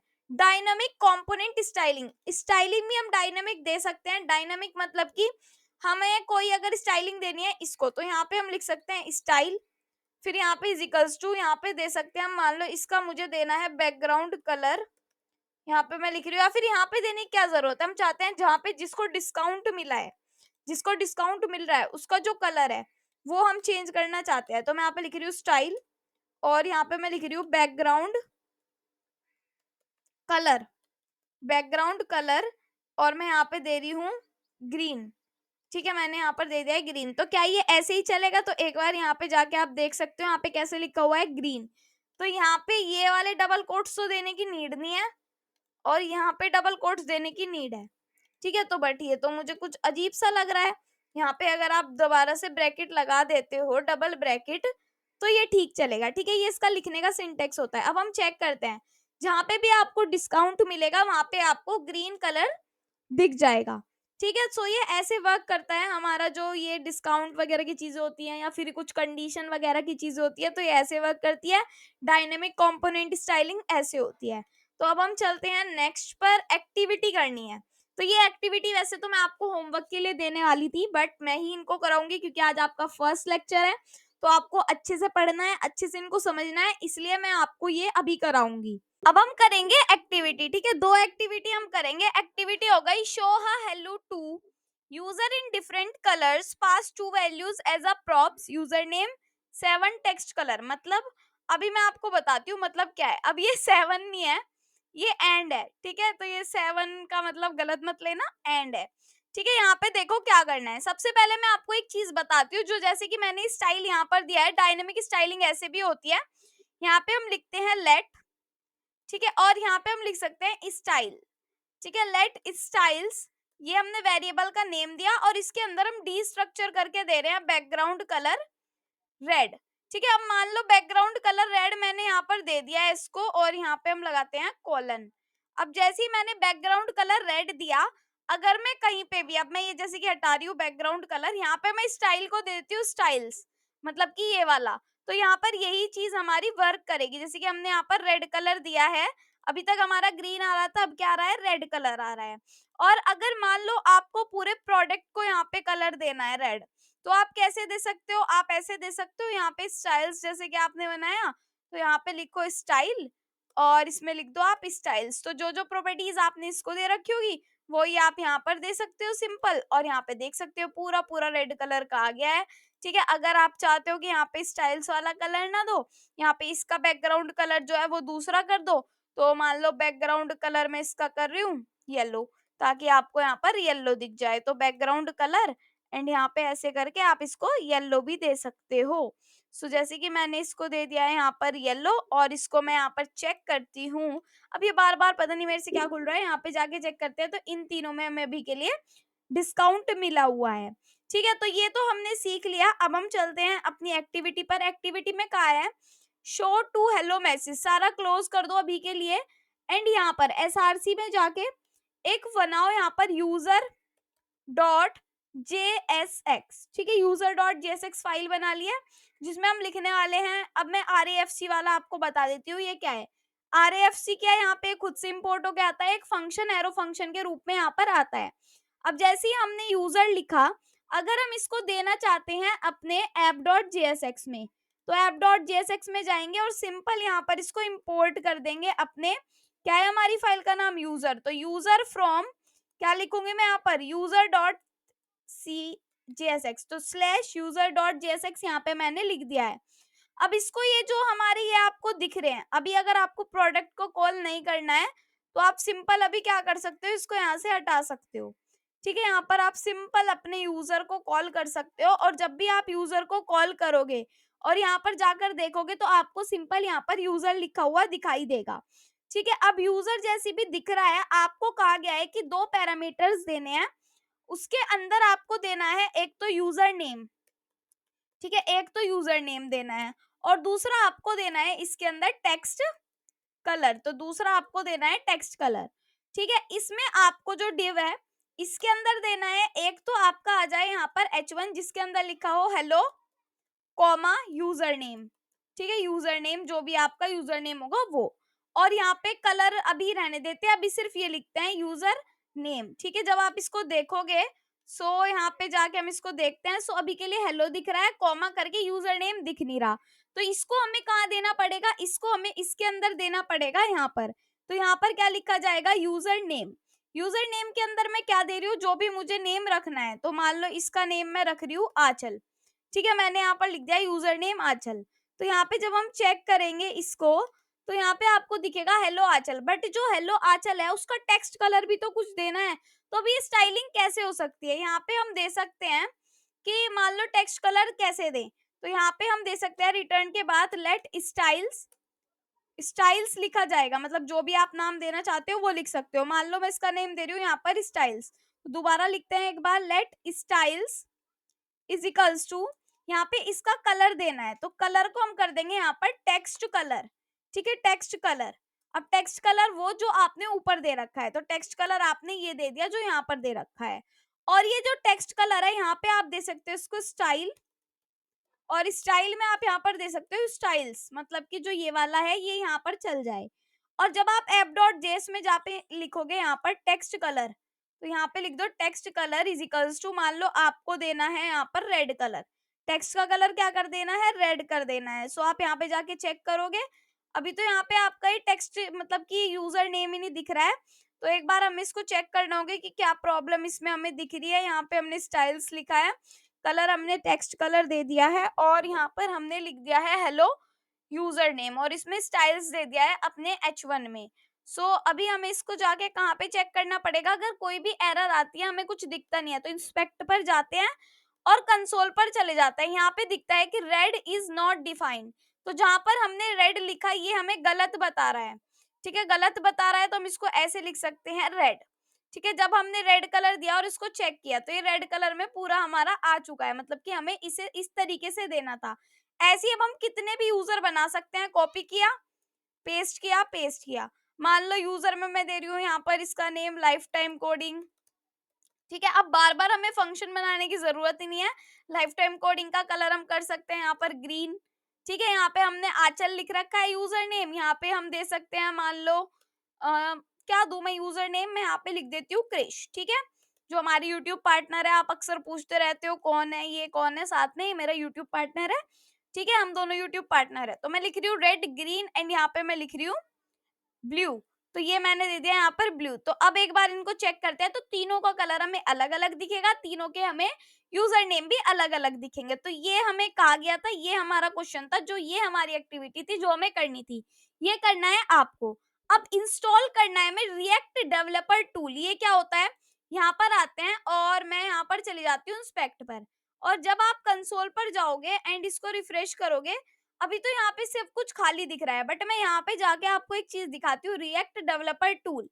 इसको अभी के लिए मैं कर देती हूँ रिमूव फ्रॉम, यहाँ से ही रिमूव कर देती हूँ, ठीक है। अब मैं रिफ्रेश करती हूँ, तो जब भी आप रिएक्ट का यूज करते हो तो आपके पास ये खुल के आता है, ये एक लिंक आता है, तो आपको इस पर क्लिक करना है। अगर आप फर्स्ट पहली बार यूज कर रहे हो तो आपके पास जरूर आएगा, ठीक है। उसके बाद आपको यहाँ पर जाना है इंस्टॉल फॉर क्रोम, इस पर चले जाना है और यहाँ पर लिखा आएगा ऐड टू क्रोम, इसको आपको ऐड टू क्रोम करके यहाँ पे ऐड एक्सटेंशन कर देना है, ताकि आपका रिएक्ट डेवलपर जो भी टूल होगा वो ऐड हो जाए। अब यहाँ पे आप देख पा रहे होंगे ये ऐड हो गया। अब आप यहाँ पे जाके देखोगे तो आपका रिएक्ट डेवलपर टूल यहाँ पे आपको मिलेगा, ठीक है। जब आप यहाँ पर जाओगे, अब आप रिफ्रेश करोगे तो ये लिंक आपसे नहीं मांगा जाएगा कभी भी। और जब आप यहाँ पे जाओगे और आपको कंपोनेंट्स और प्रोफाइलर, पहले ये आपको नहीं दिख रहे होंगे बट अब दिखेंगे। जब आप कंपोनेंट्स पे जाओगे तो यहाँ पे अभी तो कोई कंपोनेंट हमने ऐसा सच बनाया नहीं है, जब हम प्रोडक्ट वगैरह का बनाएंगे तब आपको दिखेगा।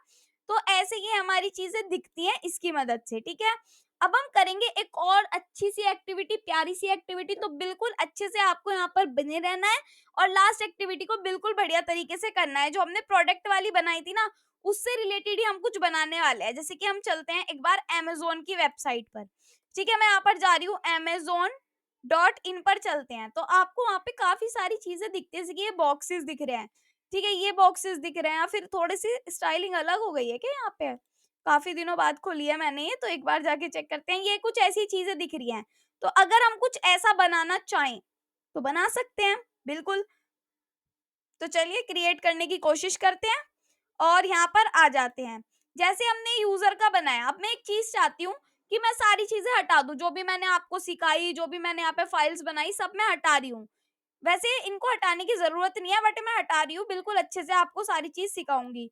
टाइटल वाला भी हटा देती हूँ मैं, प्रोडक्ट वाला भी अभी मैं हटा रही हूँ, दोबारा से इसको बनाऊंगी, ठीक है। यहाँ पे मैं कर रही हूँ डिलीट, फिर यहाँ पे CSS जो मैंने लगाई थी इसको भी मैं हटा रही हूँ, ठीक है। उसके बाद जो मेन डॉट JSX है ये तो हटेगी नहीं, और बाकी सब मैंने हटा दिया, और ये भी मैं हटा रही हूँ। देखो अभी तो एरर आ रही होगी यहाँ पर, आप जाकर देख भी सकते हो अपने। यहाँ पर चलते हैं, कहाँ गया हमारा वेट, ये रहा। तो यहाँ पे रिफ्रेश करती हूँ, सारी चीजें गायब हो गया, कुछ भी नहीं आ रहा, ठीक है। अगर मैं ये भी हटा दूं सारी चीजें यहाँ से, और ये भी हटा दूं, तो भी हमें ऐसा कुछ नहीं दिखेगा, और यहाँ से हमारा जो भी होगा व्हाइट कलर का आएगा और कुछ नहीं आएगा, चाहे आप रिफ्रेश भी कर लो। और इसको हमें बार बार रिफ्रेश करने की जरूरत नहीं होती है, खुद से ही हमें सारी चीजें दे देता है। टाइटल डॉट जेएसएक्स, देखो ये क्या क्या एरर बता रहा है कि दोनों आपने गलत कर रखे हैं। तो ऐसे करके आपकी एरर्स अभी आती रहेंगी, क्योंकि आपने इसमें काफी ज्यादा चेंजेस, काफी सारी चीजें की थी। तो अब हम शुरुआत से अब एक नई चीज लेकर चलते हैं जो हमें एक्टिविटी करनी है। सबसे पहले हम SRC पर आएंगे और एक बनाएंगे यहाँ पर प्रोडक्ट ग्रुप नाम का, एक हम बनाने वाले हैं यहाँ पर, क्या कहते हैं उसको, प्रोडक्ट ग्रुप डॉट जेएसएक्स नाम का मैं यहाँ पे बना रही हूँ एक फाइल, ठीक है। इसमें क्या क्या चीज होने वाली है अभी मैं लिखूंगी, एक्सपोर्ट डिफॉल्ट, या फिर एक काम करते हैं ना, चलो यही लिखते हैं, मैं लिख रही हूँ यहाँ पर एक्सपोर्ट डिफॉल्ट।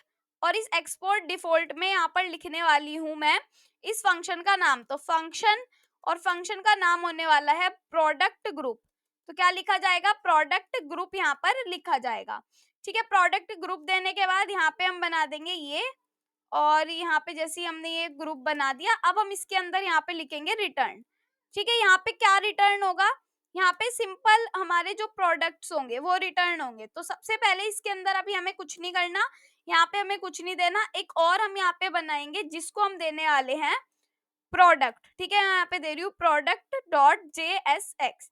जो भी काम होगा हमारा सारा प्रोडक्ट में होगा, तो एक्सपोर्ट डिफॉल्ट, और यहाँ पे मैं लिख रही हूँ एक्सपोर्ट डिफॉल्ट फंक्शन, और फंक्शन का नाम क्या है हमारे प्रोडक्ट। ठीक है, जैसे ही मैंने फंक्शन का नाम प्रोडक्ट लिखा तो ये हमारा हो गया ये। अब इसके अंदर करना है हमें काम, यहाँ पे मैं कर रही हूँ रिटर्न। एक जो ये हमारा है, इसके अंदर क्या क्या चीजें मुझे रखनी है, देखो प्रोडक्ट जो है उसके अंदर एक तो होना चाहिए हमारा टाइटल सबसे ऊपर। तो यहाँ पे क्या लिखा जाएगा, एक H1 में मैं लिख रही हूँ, फिर H2 में मैं लिख रही हूँ, यहाँ पर एक तो होगा हमारा टाइटल, ओके, और एक होगा हमारा यहाँ पर डिस्क्रिप्शन। तो ये भी मैं किस में लिख रही हूँ, ये मैं H3 में लिख रही हूँ यहाँ पर डिस्क्रिप्शन। ठीक है, ओके, एक हमारा होगा प्राइस के लिए, तो यहाँ पे मैं लिख रही हूँ एक H4 में प्राइस के लिए। अभी सिंपल वैसे ही लिख रही हूँ मैं, और कुछ नहीं कर रही हूँ। एक हमारा यहाँ पर बटन होगा, ठीक है, बटन में मैं लिख रही हूँ जहां पर लिखा होगा ऑर्डर नाउ। ठीक है, ये मैंने लिख दिया है ऑर्डर नाउ, और अब हम एक बार इसको चेक करते हैं। सो अभी तो यहाँ पर कुछ नहीं आया, क्योंकि हमने app.jsx में अपने प्रोडक्ट ग्रुप को यहाँ पर नहीं लिखा। तो मैं यहाँ पर लिखने वाली हूँ प्रोडक्ट ग्रुप। तो ये आप देखोगे, और इसको क्लोज करूंगी मैं, तो यहाँ पर आप इसको देखोगे तो आपको ये बिल्कुल ठीक से मिल जाएगा। तो यहाँ पर जाकर चेक करते हैं, रिफ्रेश करते हैं, अभी क्यों नहीं आया, एक बार इंस्पेक्ट करके मैं देख लेती हूँ कि क्या प्रॉब्लम है। यहाँ पर कुछ भी प्रॉब्लम नहीं है, बट हमें दिखा क्यों नहीं है जो हमने चीजें लिखी हैं यहाँ पर प्रोडक्ट में। एक बार चेक करते हैं कि यहाँ पे हमने लिखा है टाइटल वगैरह, प्रोडक्ट को हमने यहाँ पर कर दिया, बट इस प्रोडक्ट को हमने इंपोर्ट नहीं किया यहाँ पर। तो यहाँ पर हमें क्या देना पड़ेगा, प्रोडक्ट। यहाँ पर मुझे लिखना पड़ेगा प्रोडक्ट, ठीक है, जिसको हम यहाँ पर दिखाना चाहते हैं। तो मैं यहाँ पे लिख रही हूँ प्रोडक्ट। ठीक है, एक बार इसको हम चेक कर सकते हैं। सो यहाँ पे अभी हमें सारी चीजें दिखनी शुरू हो गई है। ठीक है, अभी के लिए हमने स्टाइलिंग नहीं दी, इसलिए बिल्कुल यहाँ पर आ रही है, बट हमें चीजें दिखनी शुरू हो गई हैं। ठीक है, अब हम क्या करते हैं, जो ये हमारा प्रोडक्ट टैब है, इसके अंदर हम एक डिव बना लेते हैं इसको, ठीक है, ताकि हम इसको क्लास दे सकें। तो एक डिव यहाँ पर आ गया, और एक डिव यहाँ पर आ गया, और इसको हम क्या कर सकते हैं यहाँ पर, अब देखो यहाँ पे डिव के लिए मैं इसको क्लोज करती हूँ यहाँ से, तो ये ठीक है, ये काम हो गया। अब हम इसमें क्लास नेम दे सकते हैं, ठीक है, या फिर हम यहाँ पे स्टाइलिंग भी दे सकते हैं और यहाँ पे क्लास नेम भी दे सकते हैं। अब आप या तो क्लास नेम दे लो इसको, या फिर आप कुछ भी दे लो। तो यहाँ पे मान लो मैं क्लास नेम दे रही हूँ, और इसका नाम मैं रख रही हूँ यहाँ पर प्रोडक्ट ग्रुप। ठीक है, ये नेम मैंने इसका दे दिया। या फिर एक काम करते हैं ना, सिंपल यहाँ पे डायनामिक स्टाइलिंग करते हैं इसकी। तो यहाँ पे मैं लिखती हूँ लेट, और यहाँ पे मैं लिखती हूँ स्टाइल्स इज इक्वल्स टू, क्या लिखा जाएगा, अब मैं चाहती हूँ जो इसका बॉर्डर है वो आ जाए यहाँ पर 2 पिक्सल सॉलिड और ब्लैक। ठीक है, ये आ जाए, तो 2 पिक्सल सॉलिड ब्लैक आ जाए। अब ये कैसे लिखा जाएगा, ये लिखा जाएगा आपका डबल कोट्स में। ठीक है, ये मैंने दे दिया है, और जो ये स्टाइल्स है वो कहाँ पर यूज होगा, वो इस डिव में यूज होगा। तो यहाँ पर लिखा जाएगा स्टाइल, और इसके अंदर लिखा जाएगा स्टाइल्स। ठीक है, तो अब एक बार हम इसको चेक करते हैं। सो यहाँ पे ये पूरा जो है ये इसी के लिए है। अब प्रोडक्ट 1 यहाँ पर आ गया। अब मान लो इसी की तरह हमें 2 प्रोडक्ट और चाहिए, तो इसको कॉपी किया, पेस्ट, ठीक है, पेस्ट। यहाँ पे हमने तीनों को पेस्ट कर दिया, हमें 3 प्रोडक्ट चाहिए, तो तीनों को मैंने यहाँ पर पेस्ट कर दिया। अभी ऐसे करके ये आ रहा है, टेंशन मत लो, सारी चीजें करेंगे। और हम इनको एक लाइन में लाना चाहते हैं, तो हम यहाँ पे लिख सकते हैं कॉमा, और यहाँ पर मैं लिखूंगी डिस्प्ले फ्लेक्स। तो अगर मैं यहाँ पर दे रही हूँ डिस्प्ले, और यहाँ पे मैं लिख रही हूँ फ्लेक्स, तो ये एक लाइन में हमारी जो है चीजें आ जानी चाहिए। तो ये ऐसे करके अभी के लिए आ रही है। ठीक है, अभी चीजें कुछ फ्लो में नहीं आ रही, बट इनको हम करेंगे फ्लो में। ठीक है, डिस्प्ले फ्लेक्स हमने कर दिया है। अब जो ये हमारा प्रोडक्ट है, प्रोडक्ट कहाँ है, ये रहा हमारा प्रोडक्ट। सारी चीजों को ध्यान से समझना है, इनको भी हम क्या कर लेंगे, डिव में कर लेंगे। ठीक है, डिव में करने के बाद इनको भी हम क्या देंगे यहाँ पर, स्टाइल्स। तो मैं यहाँ पे लिख रही हूँ स्टाइल्स इज इक्वल्स टू, यहाँ पे देना पड़ेगा हमें कि एक तो हमें इनको देना है बॉर्डर, इनको भी क्या देना है, 2 पिक्सल, वही डबल कोट्स में, ठीक है, 2 पिक्सल सॉलिड, एंड यहाँ पे लिखा जाएगा हमारा ब्लैक। ठीक है, ये हमने दे दिया है, और इसको कहाँ पर यूज करना है, इस वाले डिव में। तो यहाँ पर मैं लिख रही हूँ स्टाइल, क्या लिखा जाएगा, स्टाइल्स। ठीक है, ये चीज आप समझ गए होंगे कि क्या हो रहा है। अब हम इनको चेक करते हैं, तो ये अलग प्रोडक्ट हो गया, ये अलग प्रोडक्ट हो गया और ये अलग प्रोडक्ट हो गया। ऐसे ही हम मान लो एक और प्रोडक्ट देना चाहते हैं, तो इसको मैं कर लूंगी यहाँ से कॉपी और इसके नीचे मैं कर दूंगी इसको पेस्ट। ठीक है, तो 4 प्रोडक्ट हो जाएंगे। अब इनकी हाइट वगैरह अगर बढ़ानी है तो वो भी हम बढ़ा सकते हैं। पहले हम प्रोडक्ट यहाँ पर जो हमारा प्रोडक्ट ग्रुप है इसको हम हाइट वगैरह दे सकते हैं। अब मैं इसकी हाइट यहाँ पे दे सकती हूँ कि हाइट मैं इसकी दे रही हूँ, कितनी दे रही हूँ मैं इसकी हाइट यहाँ पर। अब हम यहाँ पर देंगे इसकी हाइट, मान लो मैं हाइट दे रही हूँ इसकी 200 पिक्सल। और विड्थ भी दे देते हैं, चलो विड्थ भी देते हैं इसकी। विड्थ मैं दे रही हूँ इसकी, थोड़ी विड्थ कम ही देंगे, ठीक है, WWIDTH विड्थ हम दे रहे हैं इसकी। मान लो अभी के लिए मैं दे रही हूँ इसकी विड्थ 600 पिक्सल, ठीक है, इतनी मैंने इसकी विड्थ दे दिया। और यहाँ पे हमें लगाना है कॉमा, कॉमा नहीं भूलना बिल्कुल भी, ठीक है। अब इसको हम चेक करते हैं। ये कुछ इतनी इसकी विड्थ हमने ले ली है, ठीक है। अब एक काम करते हैं, इसकी विड्थ को थोड़ा और इंक्रीज कर लेंगे, बट अभी नहीं। सबसे पहले प्रोडक्ट पर आ जाते हैं और प्रोडक्ट को हमने जैसे कि ये दिया है तो इसकी भी हाइट विड्थ सेट करते हैं।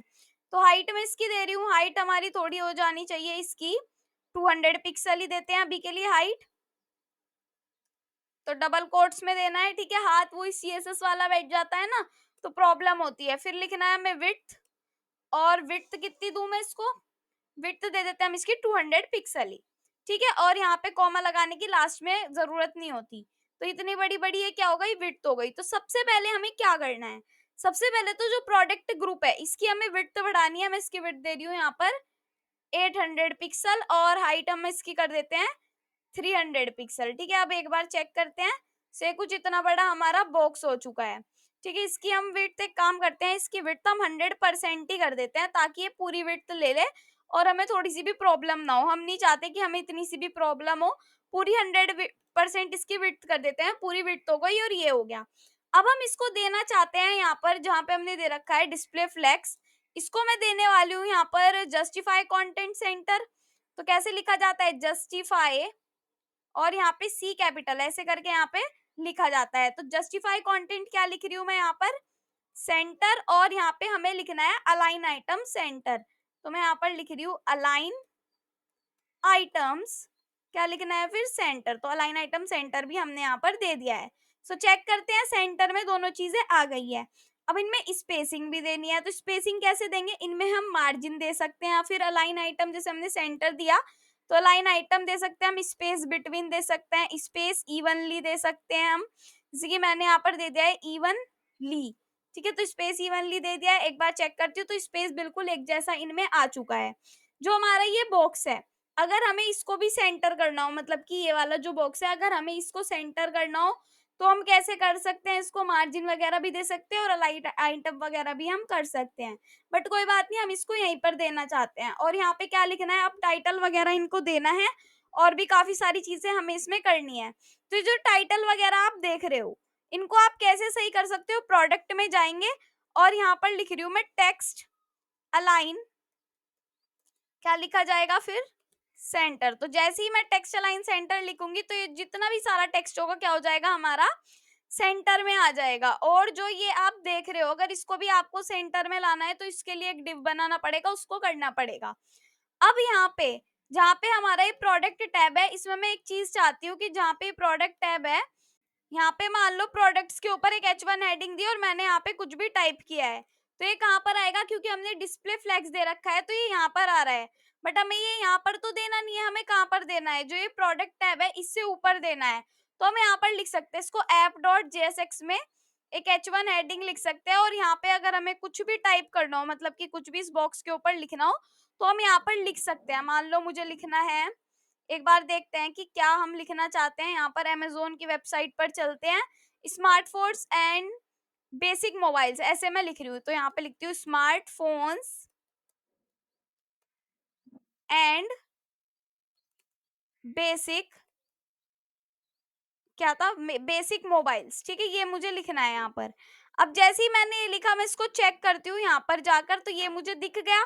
अब इसको मुझे अगर टेक्स्ट अलाइन सेंटर करना है तो मैं यहाँ पर लिख सकती हूँ स्टाइल, और यहाँ पे मैं लिख सकती हूँ यहाँ पर टेक्स्ट अलाइन, और यहाँ पे मैं लगा दूंगी ये, एंड यहाँ पे मैं लिख दूंगी सेंटर। तो ऐसे भी हम अपनी स्टाइलिंग कर सकते हैं, सिंपल, ये हमारा सेंटर में आ जाएगा। अब इसमें जैसे कि टाइटल हमें देना है तो हम इसमें प्रॉप्स पास कर सकते हैं, ठीक है। सारी चीजें हम इनमें यूज कर रहे हैं जैसे जैसे हमें करनी थी। अब प्रॉप्स कहाँ पर पास करेंगे? यहीं पर टाइटल है, यहीं पर सारी चीजें हैं तो यहीं पर करेंगे।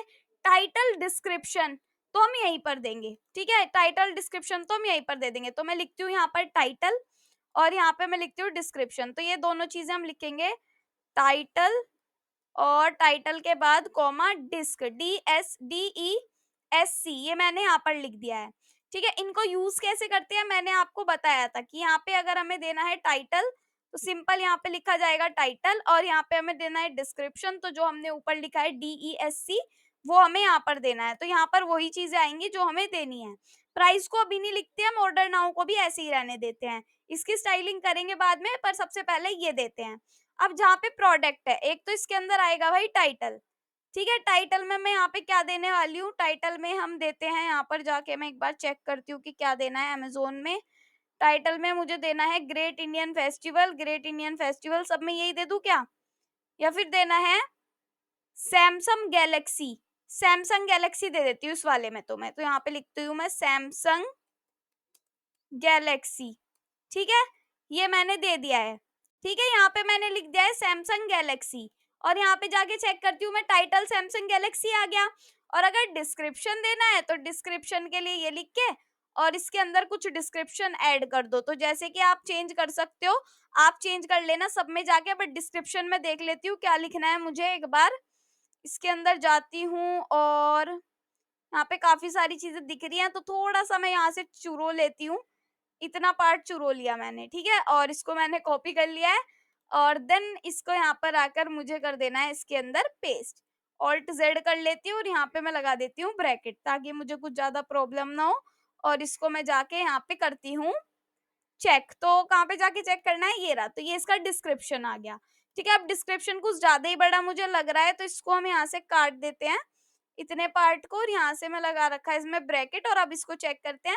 सो ये डिस्क्रिप्शन हो गया। प्राइस के लिए कुछ और करेंगे या फिर एक काम करते हैं, इसको हम एक पैराग्राफ में दे देंगे, जो हमारा ये डिस्क्रिप्शन है इसको एक पैराग्राफ में दे देते हैं। तो यहाँ पे मैं दे रही हूँ भाई, जहाँ पे हमारा डिस्क्रिप्शन है इसको हम P में दे रहे हैं अपने, ठीक है। तो ज्यादा चेंजेस नहीं करने पड़ रहे, छोटे छोटे से चेंजेस करने पड़ रहे हैं, देखो सुंदर लग रहा है ना।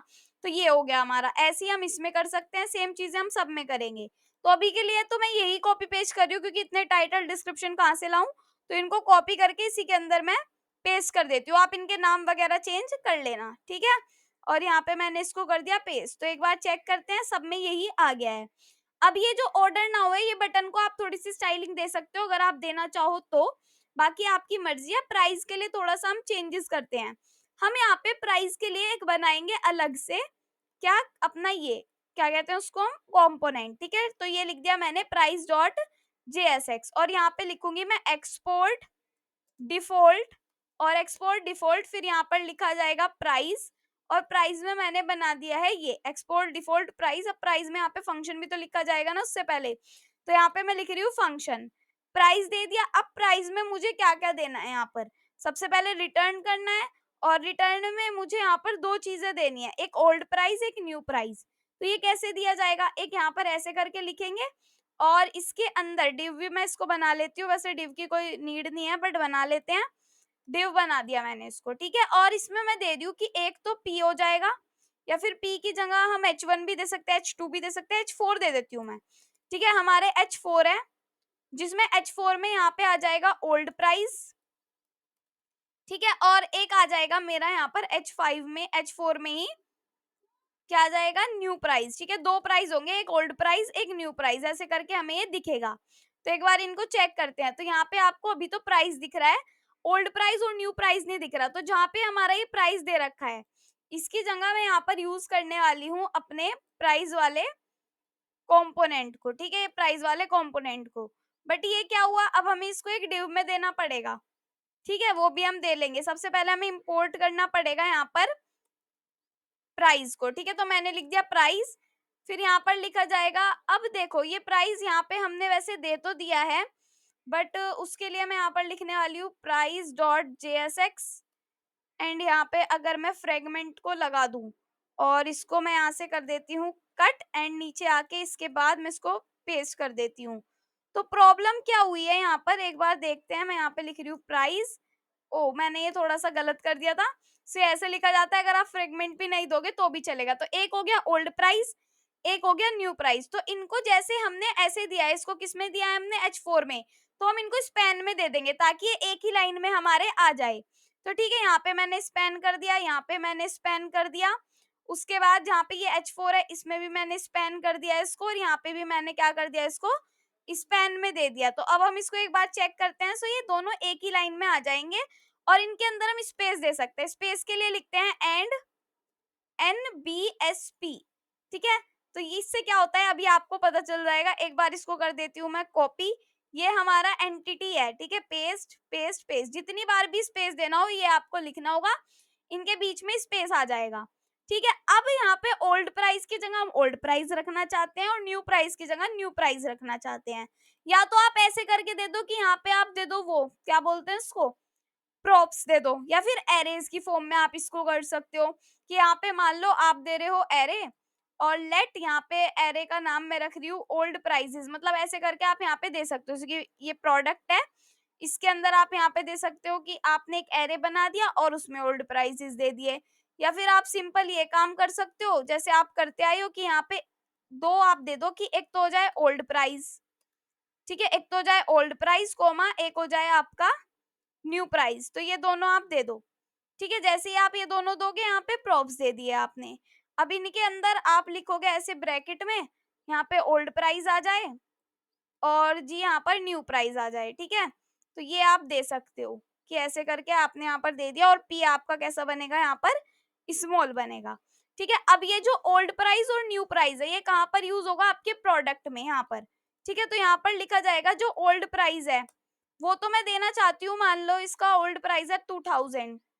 ठीक है, और जो न्यू प्राइस है वो मैं देना चाहती हूँ यहाँ पर 5000। तो ऐसे करके हम दे सकते हैं, और यहाँ पे जाके मैं चेक करती हूँ तो ये 2000 और 5000 सब में अभी यही आ रहा है। क्यों? क्योंकि हमारा जो प्राइस है सब में क्या है, हमने ऐसे ही करके एक ही प्राइस यूज कर रखा है और सारी जगह यही लगा रखा है। अगर आप प्रोडक्ट में जाओ, प्रोडक्ट का है, प्रोडक्ट ग्रुप, तो यहाँ पे आप देख रहे हो कि सबके लिए टाइटल अलग आ रहा है, डिस्क्रिप्शन अलग आ रहा है। ठीक है, अगर आप चाहो यहाँ पे डिस्क्रिप्शन को अलग करना तो अलग आएगा, बट ओल्ड प्राइजेस वाला तो अलग नहीं हो रहा। अगर आप यहाँ पे ओल्ड प्राइस करोगे तो मतलब कि सबके प्राइस क्या हो रहे हैं, एक जैसे आ रहे हैं। तो अगर आपको एक जैसे प्राइस नहीं देने हैं तो आप क्या करोगे, सबसे पहले चलो एक काम करते हैं, यहाँ पे स्टाइल वगैरह थोड़ा सा कर लेती हूँ, फिर बात करते हैं उसकी। तो मैं यहाँ पर लिख रही हूँ let styles is equals to, क्या लिखूंगी यहाँ पर मैं, कि इसकी जो लाइन थ्रू होनी चाहिए यहाँ पर। तो स्टाइल क्या होना चाहिए इसका, लाइन थ्रू। तो वो कैसे लिख सकती हूँ मैं, लाइन थ्रू के लिए हमारा जो होता है वो होता है, यहाँ पर होता है टेक्स्ट डेकोरेशन। क्या होता है, text decoration, text decoration, and उसके बाद यहाँ पर लिखा जाता है लाइन थ्रू। ठीक है, तो THROUGH ये लिखा जाता है लाइन थ्रू, और इस स्टाइल्स को यहाँ पर यूज किया जाता है। तो मैं लिख रही हूँ स्टाइल, और यहाँ पर मैं लिख रही हूँ स्टाइल्स। ठीक है, जैसे ही मैंने यहाँ पर स्टाइल्स दे दिया है तो यहाँ पे मैं देखती हूँ कि इन सब पर कट का निशान आ रहा है, ये, और ये क्या है हमारे, ये हमारा न्यू प्राइस है। ठीक है, अगर आपको इन सब के प्राइस को चेंज करना है तो सिंपल आप यहाँ पर जाओगे प्रोडक्ट्स पर, और प्रोडक्ट्स पर जाने के बाद यहाँ पे आप एक एरे बनाओगे। ठीक है, एरे का नाम हम यहाँ पर दे सकते हैं, मान लो यहाँ पे मैं बना रही हूँ एरे लेट ओल्ड प्राइसेस। ठीक है, ओल्ड प्राइसेस मैंने इसका नाम दे दिया है, और ओल्ड प्राइसेस में एक एरे बना रही हूँ मैं, जिसमें मैं लिख रही हूँ यहाँ पर 12,000, या फिर यहाँ पे लिखती हूँ मैं 10,000 था इसका प्राइस पहले, फिर इसका प्राइस था यहाँ पर 8,000, और उसके बाद यहाँ पे इसका प्राइस था 2,000। चार है ना हमारे, ये जो प्रोडक्ट है चार है, तो उसके बाद यहाँ पर था 12,000। ठीक है, ये मैंने दे दिया है। तो अब जैसे कि इन प्राइसेस को हमें यूज करना है, तो ओल्ड प्राइस में मुझे यहाँ पर लिखना है ओल्ड प्राइसेस।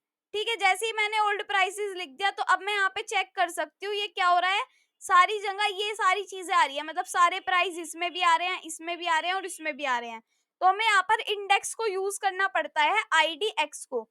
तो IDX 0 अगर मैं यहाँ पर दे दूं, क्या दे दूं, IDX 0, तो यहाँ पे कुछ ऐसे करके हमें ये करना होगा। ठीक है, तो एक मिनट, अब देखो यहाँ पर क्या करना है, IDX 0 यहाँ नहीं आएगा, अभी हमें इसको कहाँ पर यूज करना है अभी आपको पता चल जाएगा। यहाँ पर मुझे लिखना है इसको IDX हम यहाँ पर क्या यूज कर रहे हैं, IDX का हम यहाँ पर यूज कर रहे हैं।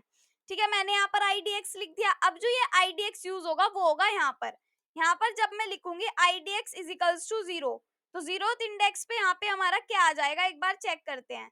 यहाँ पे अभी तो सारी चीजें भाग गई हैं, क्योंकि मैंने इंस्पेक्ट करके देखती हूँ मैं यहाँ पे क्या प्रॉब्लम आई है। हमारी प्रॉब्लम ये आई है कि IDX is not defined. IDX हमारा क्यों नहीं है डिफाइंड, वो देखना है अब हमें। ठीक है, तो यहाँ पे आप देख रहे होंगे, प्रोडक्ट पर चलते हैं। IDX यहाँ पर लिखा हुआ है। IDX डिफाइंड इसलिए नहीं है क्योंकि यहाँ पे भी हमें IDX देना पड़ेगा। IDX मतलब कि इंडेक्स। ठीक है, अब एक बार चेक करते हैं। आपको अब दिख रहा होगा यहाँ पर 1000, सिर्फ 10,000 आ रहा है यहाँ पर। यहाँ पे कुछ नहीं आ रहा, यहाँ पे कुछ नहीं आ रहा, तो हर जगह पे कुछ नहीं आ रहा। तो क्या करना पड़ेगा, यहाँ पर सिंपल यहाँ पर जाना है अब आपको प्रोडक्ट ग्रुप में, और यहाँ पर आकर क्या लिखना है, IDX इज इक्वल्स टू यहाँ पे आ जाएगा 1 एंड नीचे करके 2 आ जाएगा, और 3 और 4 ऐसे करके आपको लिखना है। तो कॉपी किया, यहाँ पर इसको कर दिया पेस्ट, यहाँ पे आ जाएगा आपका 1 की जगह 2। तो हर एक एक इंडेक्स पे हमारा ये काम होता जा रहा है। IDX क्या आ जाएगा, यहाँ पर 3 आ जाएगा। ऐसे करके आया, तो सब में हमारा क्या हो गया, ये 1000 10,000 का था, 8,000 का था, 2, ऐसे ही हमें न्यू प्राइजेस के लिए भी बनाना है। तो न्यू प्राइजेस के लिए क्या करना पड़ेगा, हमें जाना पड़ेगा यहाँ पर अपने प्रोडक्ट पर। एक सेम काम करते हैं, यहाँ पे क्या करते हैं, इसको कॉपी करके नीचे पेस्ट कर लेते हैं, और यहाँ पे नेम को चेंज करते हैं। यहाँ पे लिखा जाएगा न्यू प्राइजेस, ठीक है, और यहाँ पे लिखा जाएगा न्यू प्राइस। 10,000 था ना इसका प्राइस, तो हम कम ही करेंगे, ज्यादा तो करेंगे नहीं, 5,000 तो इसका हो जाएगा। और ये काट फीट के हमारा हो जाएगा, न्यू प्राइस इसका हो जाएगा थोड़ा सा ज्यादा हो जाएगा। ठीक है, इसका प्राइस हम कर देंगे, यहाँ से इसका था 2,000, तो इसका काट के 1,000 हो जाएगा। और इसका हम कर देंगे, यहाँ पर 12,000 का है, तो इसका काट के 10,000 का ये हो जाएगा। और उसके बाद हम यहाँ पे न्यू प्राइजेस में क्या करेंगे, यहाँ पे लिखा जाएगा कि जो हमारा न्यू प्राइजेस है उसका जो IDX है उसमें भी हम सेम काम करेंगे। ठीक है, अब एक बार चेक करते हैं। यहाँ पे ये 5,000 आ गया, यहाँ पे 8300 आ गया, यहाँ पे 1,000, यहाँ पे 10,000। तो सेम हमने ये एक्टिविटी करी है। आपको इसमें बहुत ज्यादा मजा आया होगा इस एक्टिविटी में, जो जो भी हमने किया है। तो आज की वीडियो में हम इतना ही पढ़ेंगे, क्योंकि हमने काफी सारी चीजें इसमें कवर कर ली है। जैसे कि क्या क्या चीजें कवर करी है, एक बार नोट्स को देख लेते हैं कि क्या क्या चीजें हमने कवर की हैं। सबसे पहले हमने थोड़ा समझा कि रिएक्ट क्या होता है, वर्चुअल डॉम क्या होता है, सिंपल डॉम क्या होता है। ठीक है, उसके बाद हमने समझा कि JSX में हम कैसे इस कोड को लिखते हैं और कैसे हम इसमें सारी चीजें करते हैं। उसके बाद हमने ये समझा कि हमारा कौन सा रिएक्ट फास्ट काम करता है, कौन सा ऐप स्लो काम करता है। उसके बाद हमने इसका बेसिक सेटअप किया, एक कंपोनेंट बनाया जिसके अंदर हमने प्रॉप्स वगैरह सीखे, उनको रेंडर करना सीखा। मतलब आपने आज इतना सीख लिया कि इतना पहली वीडियो में आपके लिए सफिशिएंट है, इससे ज्यादा आपको सीखने की जरूरत नहीं है। ठीक है, तो आज की वीडियो में हम इतना ही पढ़ेंगे। नेक्स्ट वीडियो में हम थोड़ी नई चीजें कवर करेंगे, थोड़ी और एडवांस चीजों को पढ़ेंगे। तो आई होप आपको वीडियो में मजा आया होगा, और अगर वीडियो अच्छी लगती है तो लाइक कमेंट शेयर जरूर किया करो। हमारा इंस्टाग्राम पेज है, उसको जाकर फॉलो करो, हमारा टेलीग्राम चैनल है, उसको जाकर ज्वाइन करो। तो मिलते हैं नेक्स्ट वीडियो में, बाय बाय। एंड आप नेक्स्ट वीडियो के लिए तैयार रहना।